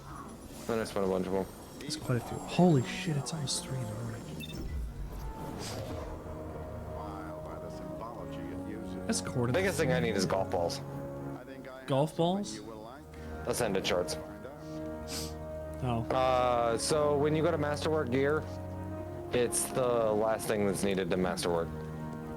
And masterworking gives you which? So Masterworking and a piece of armor adds +2 to every stat on it. Oh. So you see how my Icarus Drifter mask right here has the gold on every bit of it? Yeah. It means that like it's instead of being 233 to 11 to 14, it's now a 435, 4, 13, 4, 16. Yeah. Yeah. It just increases its stats. And depending on how you want, like if you notice, like for my hunter is my least played, but he's still got 100 resilience. 100 resilience, 80 discipline. I'll get there. I'll have to figure out what I can do to get some rolls and pump that. Then I'll probably be playing tomorrow at some point. So Yeah. It's the biggest thing is you can farm certain dungeons to get armor, because dungeons tend to inherently have better armor than what you would get base. Like its base rolls tend to be better. Same way with like raids. And then master level content lets you roll what's known as artificer armor.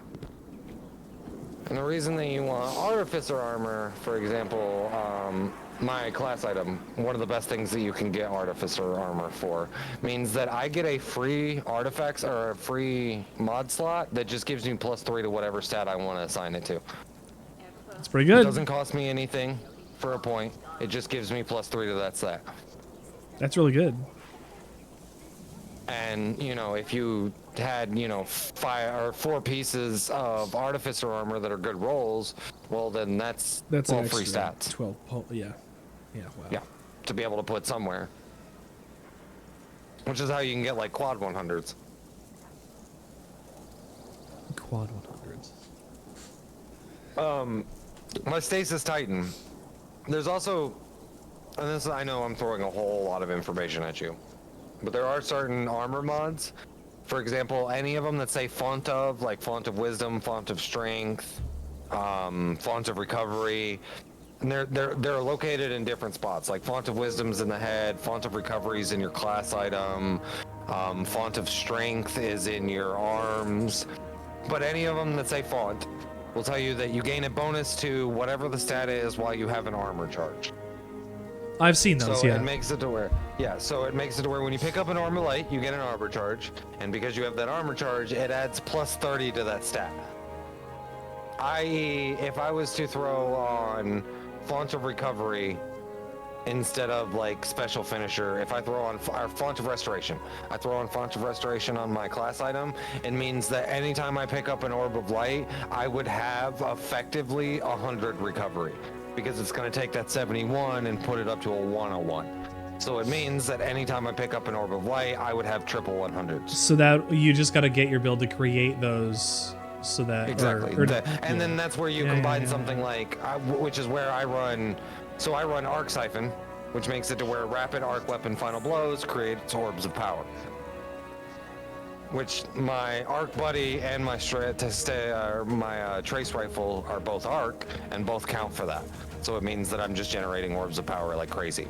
So I always have armor charges. So I would technically, if I wanted to, I could throw it on and like have triple 100s. I don't feel the necessity to bump it up to 100. I feel like 70 is plenty because I'm always in an inhaling rift with this build specifically, and I like having the special ammo finisher because it means if for whatever reason I'm not getting special ammo to drop because I run double special weapons, if I don't get special ammo to drop, I don't have ammo.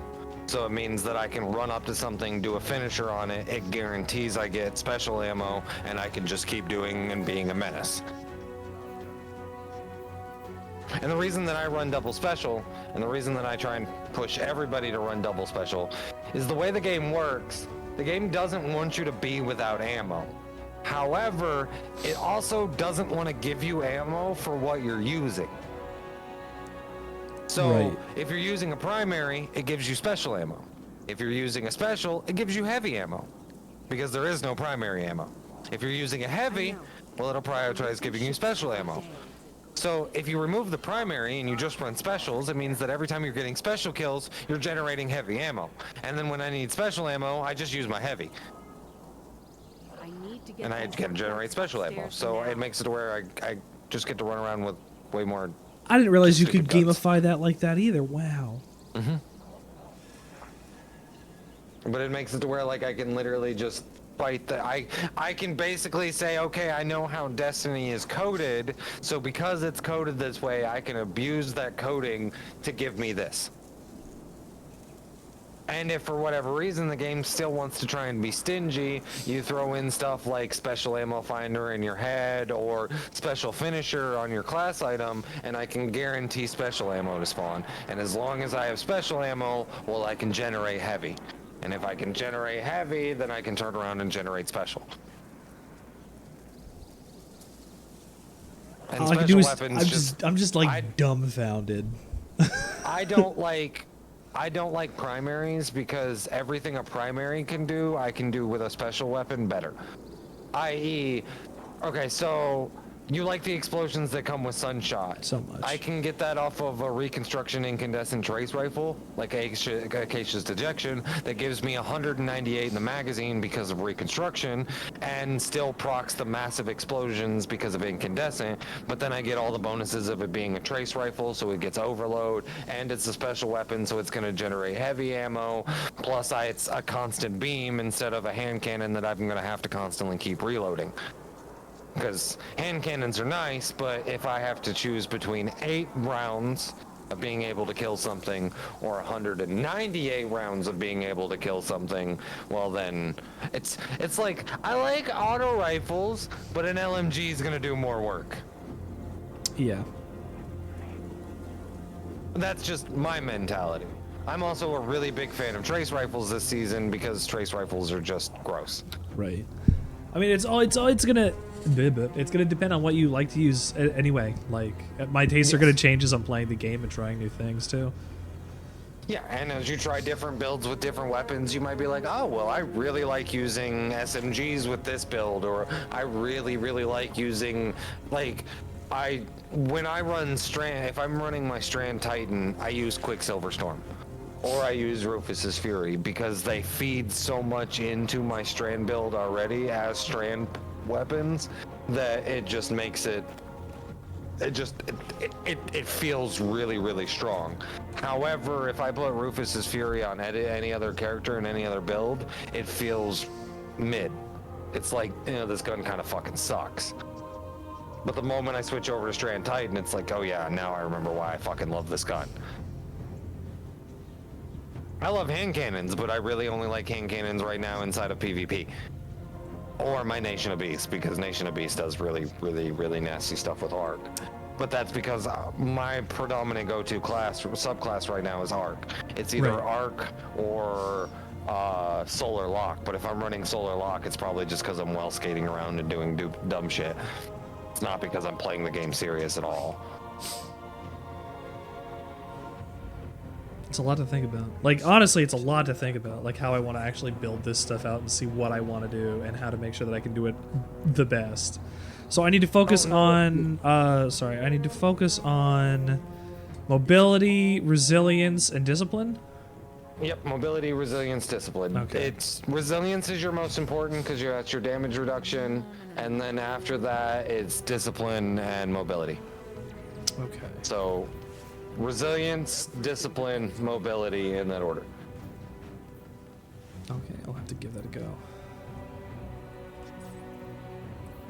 Strength is fine, but With what I also have with the rest of my build, I don't need the cooldown because exactly, I've already got the because other you're stuff feeding going into on. it with other stuff. That's the Yes. same reason why I tell people you with warlocks, for example, your priority stats are recovery, discipline, or resilience, discipline, recovery, except for if you're running sunbracers. Because with sunbracers, you don't give a shit about your discipline cooldown because your grenade, even if it's just went on cooldown, if you proc sunbracers, refunds the entire cooldown and gives you 5 free grenades. Right. So instead, you want to build into strength because you want to make sure that your melee is up every time you need it. Yeah.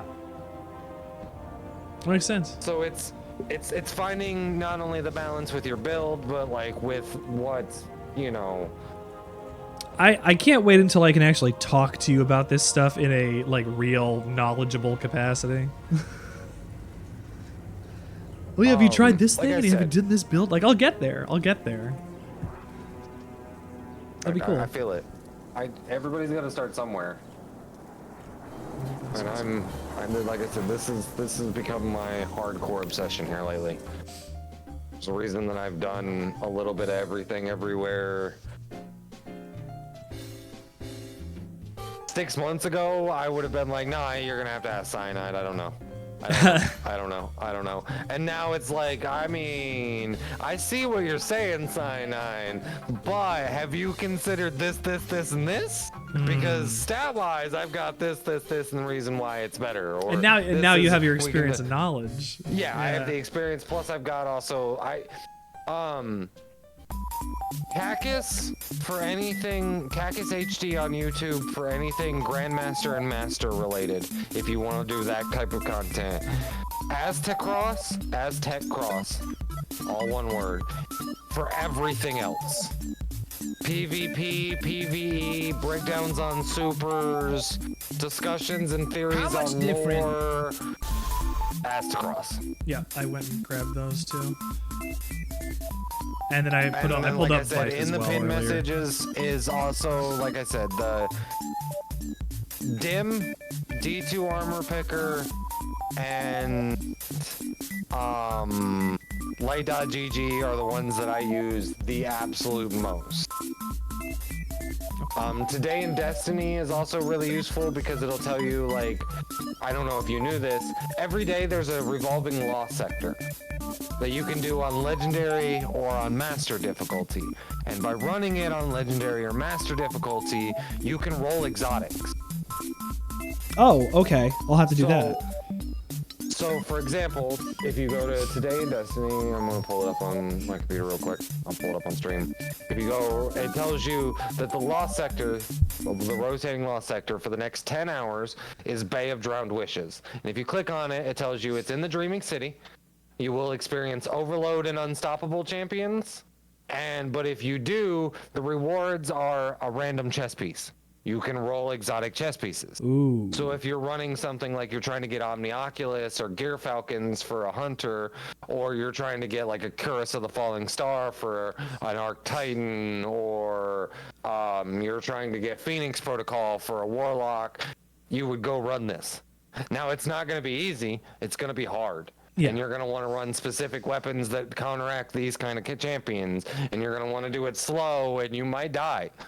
But if you can beat it, then you have a chance to roll an exotic. And you can finish out your entire collections that way. Like, if I go to Titan exotics, I have every single exotic for Titan.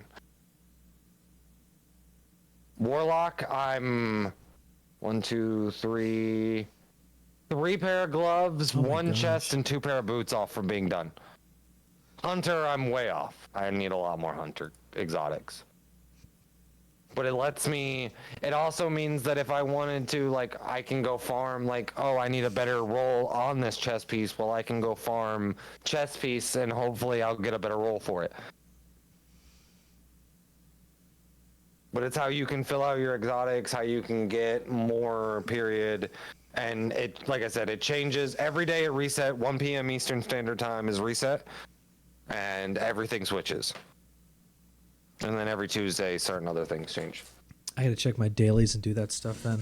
I just gotta get into the rhythm. I just gotta do it. But if you ever need help, questions, anything, DMs are always open. The D2 chat is always open. And I'm here every day. Yeah, I was gonna say I'm probably gonna use you guys as resources for some of this stuff more than anytime. That's what it's there for. And you fucking fall short for a run on something or you need help, even if it's just a, hey man, can you come sit and watch what we're doing and figure out what we're doing wrong so you can help? Like I'll be glad to do that. That's good and shit. Aussie's right. I would stream 25 hours a day if possible.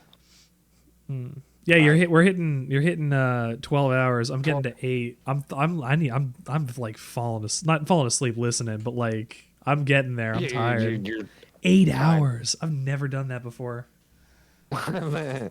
So, my longest without sleep is 64. My God. My longest with sleep was 330. I slept about 20 hours during the 330 hour. We did a subathon. Jeez. My average right now, though, is somewhere between like 10 and 16 hours. You do full time. I am. I'm 100% a full-time content creator. I eat, sleep, live, breathe Twitch. This is my obsession all day, every day, and I've never wanted something more than I want to be a content creator. One day, maybe. For me. I'm trying to. I got plans. I got ideas. I got stuff going on. I know I'm not Best like. thing I can tell you, honest to God, 3.5 years of doing this after watching multiple people come and go, watching people succeed, watching people fucking fail. The most important thing is consistency.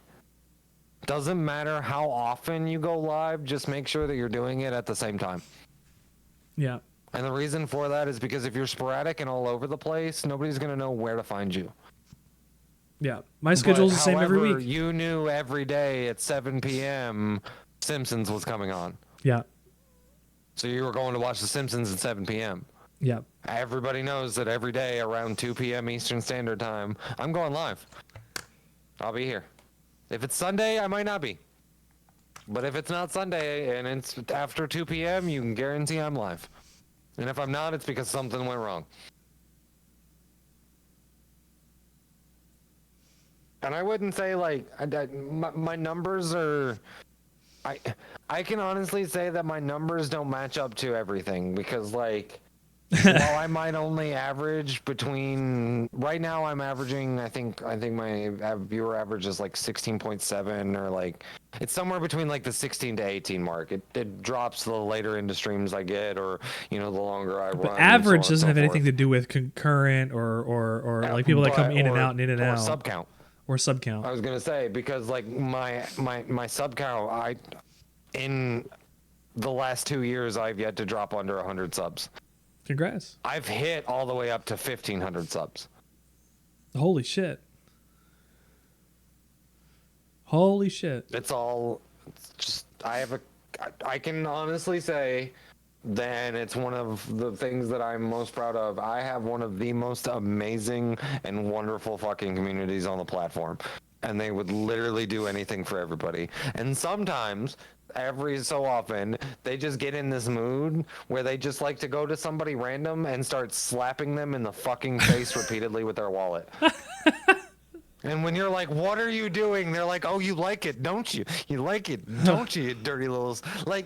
So the 330-hour subathon, I made roughly 12 grand in donations and subs and bits and stuff like that. But that's not including the fact that I got a futon bought for me, a Switch with a graphics card, a brand new fucking... a Switch with a capture card, I apologize, an internal HD 60 Plus. Oh my god! Hold on. What? Yeah. Excuse I got a Stream me? Deck for me. One of my monitors came from a viewer. I have a 3060 Ti that came from a viewer. I have 64 gigs of RAM that came from a viewer.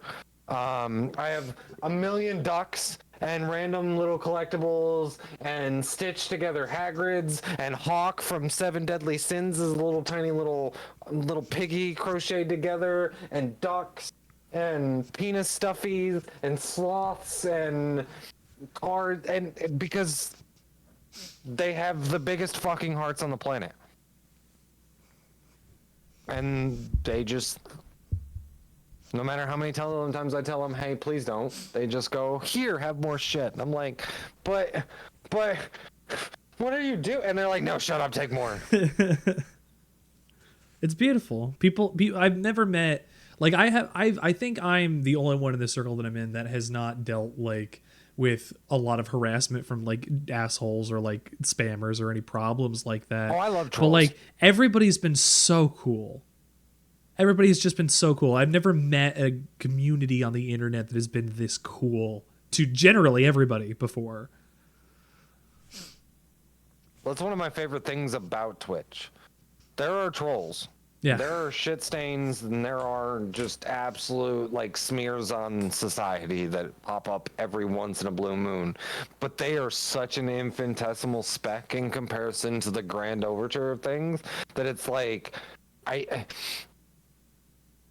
I've seen 1,000 people come and go throughout my channel. At a minimum, I've seen 1,000, and 99% of them have been absolutely wonderful and amazing fucking community members. I have one that's a recurring member who he just randomly pops in the middle of the night, and he popped in one night. We were listening to music, and he goes, "Hey, can I share a song that I made?" I literally fucking Wonderful. have a command for him. Why am I literally had this. I went to type and my brain went brrrr. It's Rise. Oh, I did it. I spelled it wrong. Exclamation point Rise. Boom. I literally made a command in chat for him. The links to his fucking Spotify because I fell in love with his music. That rocks. He now pops in every like 2 or 3 months and is like, "Hey, you want to hear my new demo?" And I'm like, yes, the fuck I do. That fucking rocks. I get exclusive early rights to his music before anybody else. Just because he's like, hey, give me your opinion on the song. Give me your opinion on what you think of this. I had one where he come in and I was like, I listened to it and I was like, there's something I don't like here. I was like, and I played it again and I went, yeah. So this, I was like, your breakdown comes in after your like major climax and it doesn't fit right. Like I feel like it should be like it should be this build up into the breakdown and then as a breakdown leads into this. And he's like, you know what? I think you're right. And then literally came back like 2 days later and he's like, listen to it now. Check this and all way. he did was switch the 2 parts and he's like, sounds way better, doesn't it? I was like, yes it does. Yes it does.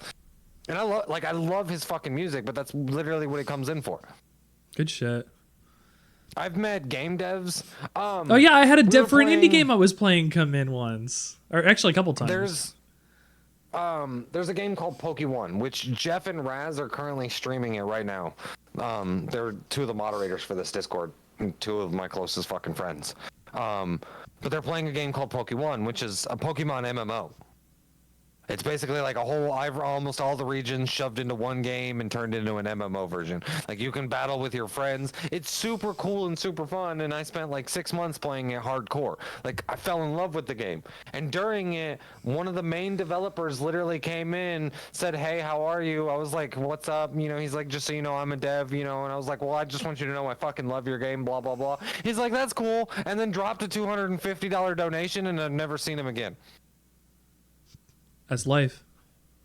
And I was like, okay, I guess we're here now. A couple weeks ago, I had one person bring me on the verge of tears because they dropped like 40 subs at once. And I'm like, hold on, stop. Like, I've had chat fully break me. They, on more than one occasion, they have like fully broke me to the point where I'm bawling like a bitch because I'm like, I don't understand why you guys treat me with so much love, but goddamn, is it amazing to feel it.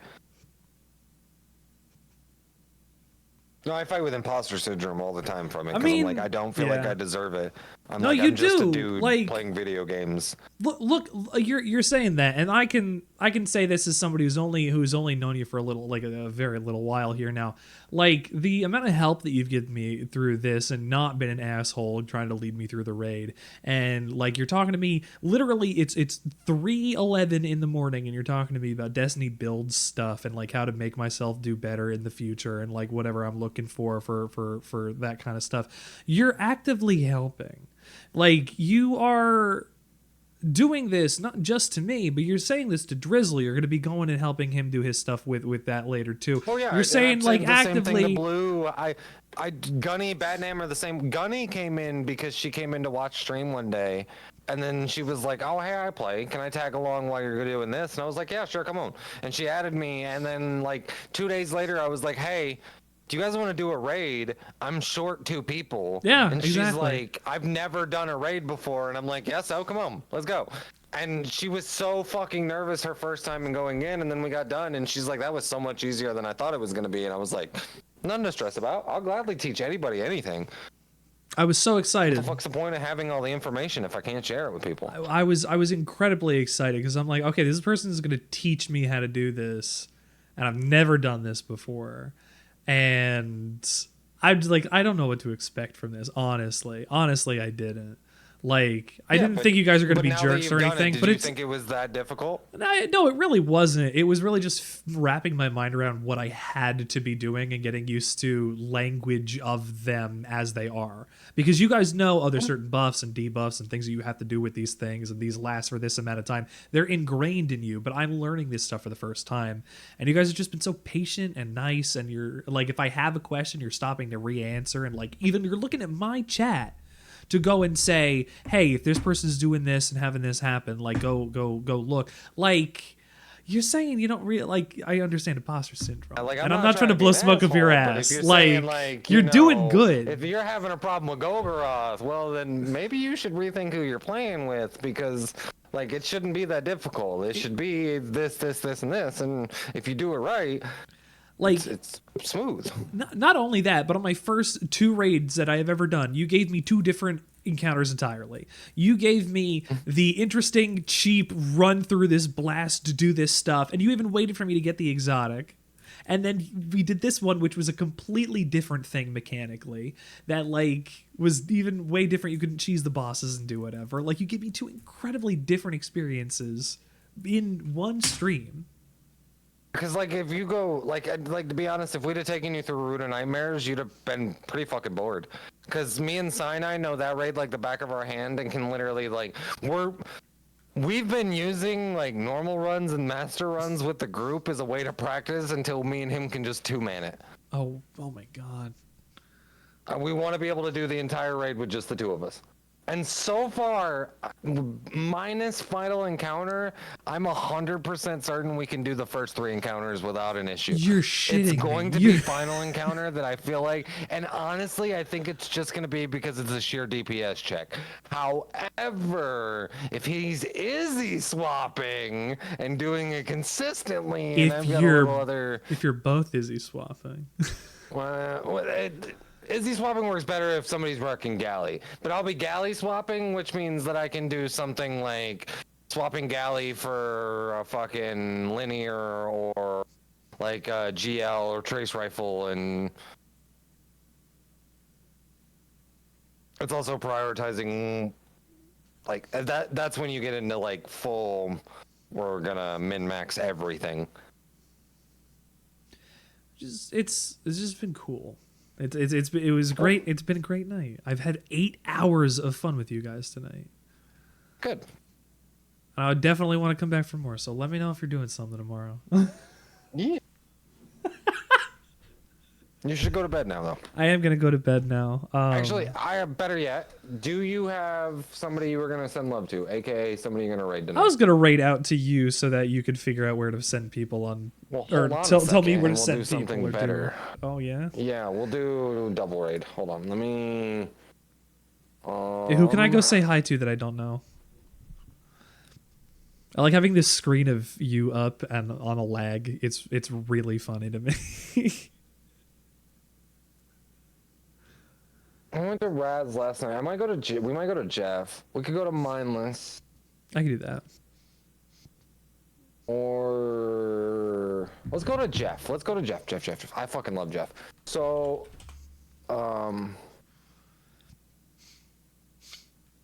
I will send it to you, the name in DM. Give me 2 seconds. That way you can just copy, paste it into. Okay. Because Jeff is one of my favorite people. Like, Jeff is one of my IRL friends. Okay.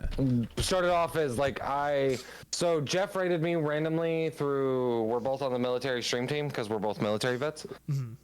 And he rated into me one day and I fucking fell in love with Jeff.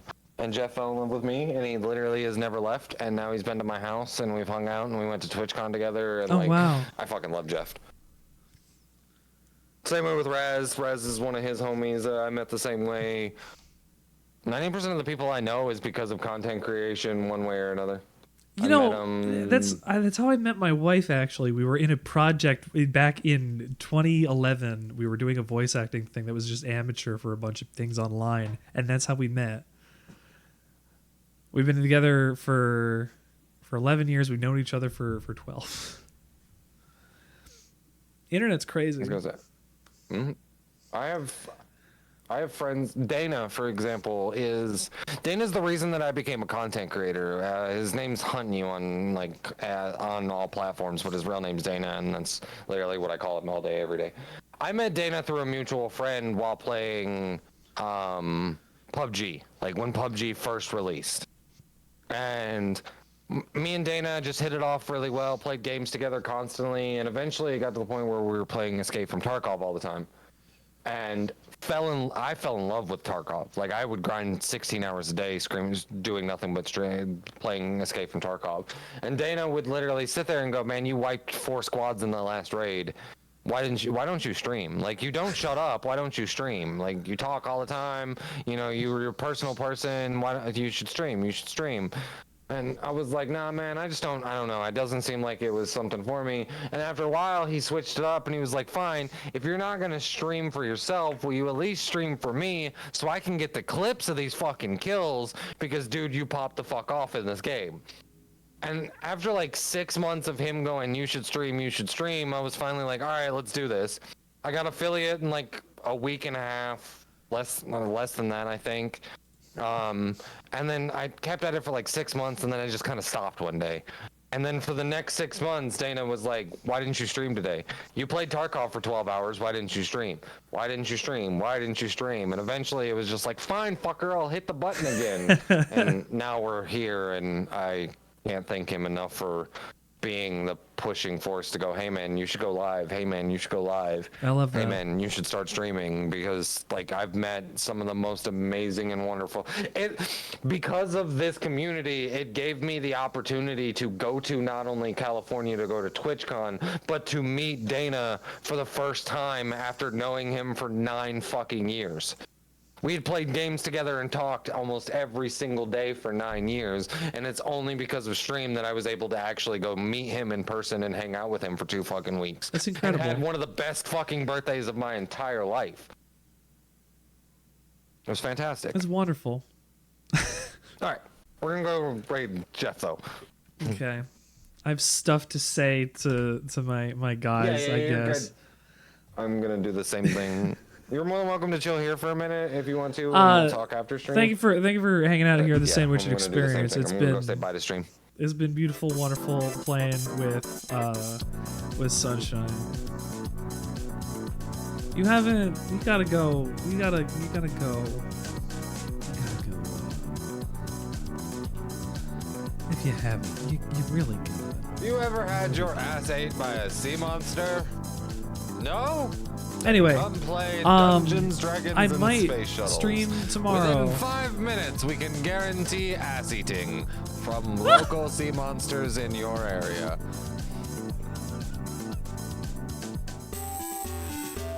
Amazing. It's been fantastic tonight, everybody. It's been 8 hours. I need to go to bed.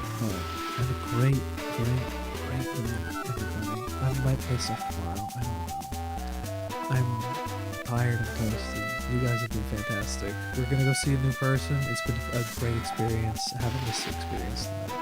I'm like, I'm gonna cry a little bit. It's been so cool hanging out with you. I loved tonight. I really did. But as a friend, a quoting movie once said, Aslazani don't get any on you, and commit to the bit and the bit will set you free. I'll see you guys later. Bye-bye.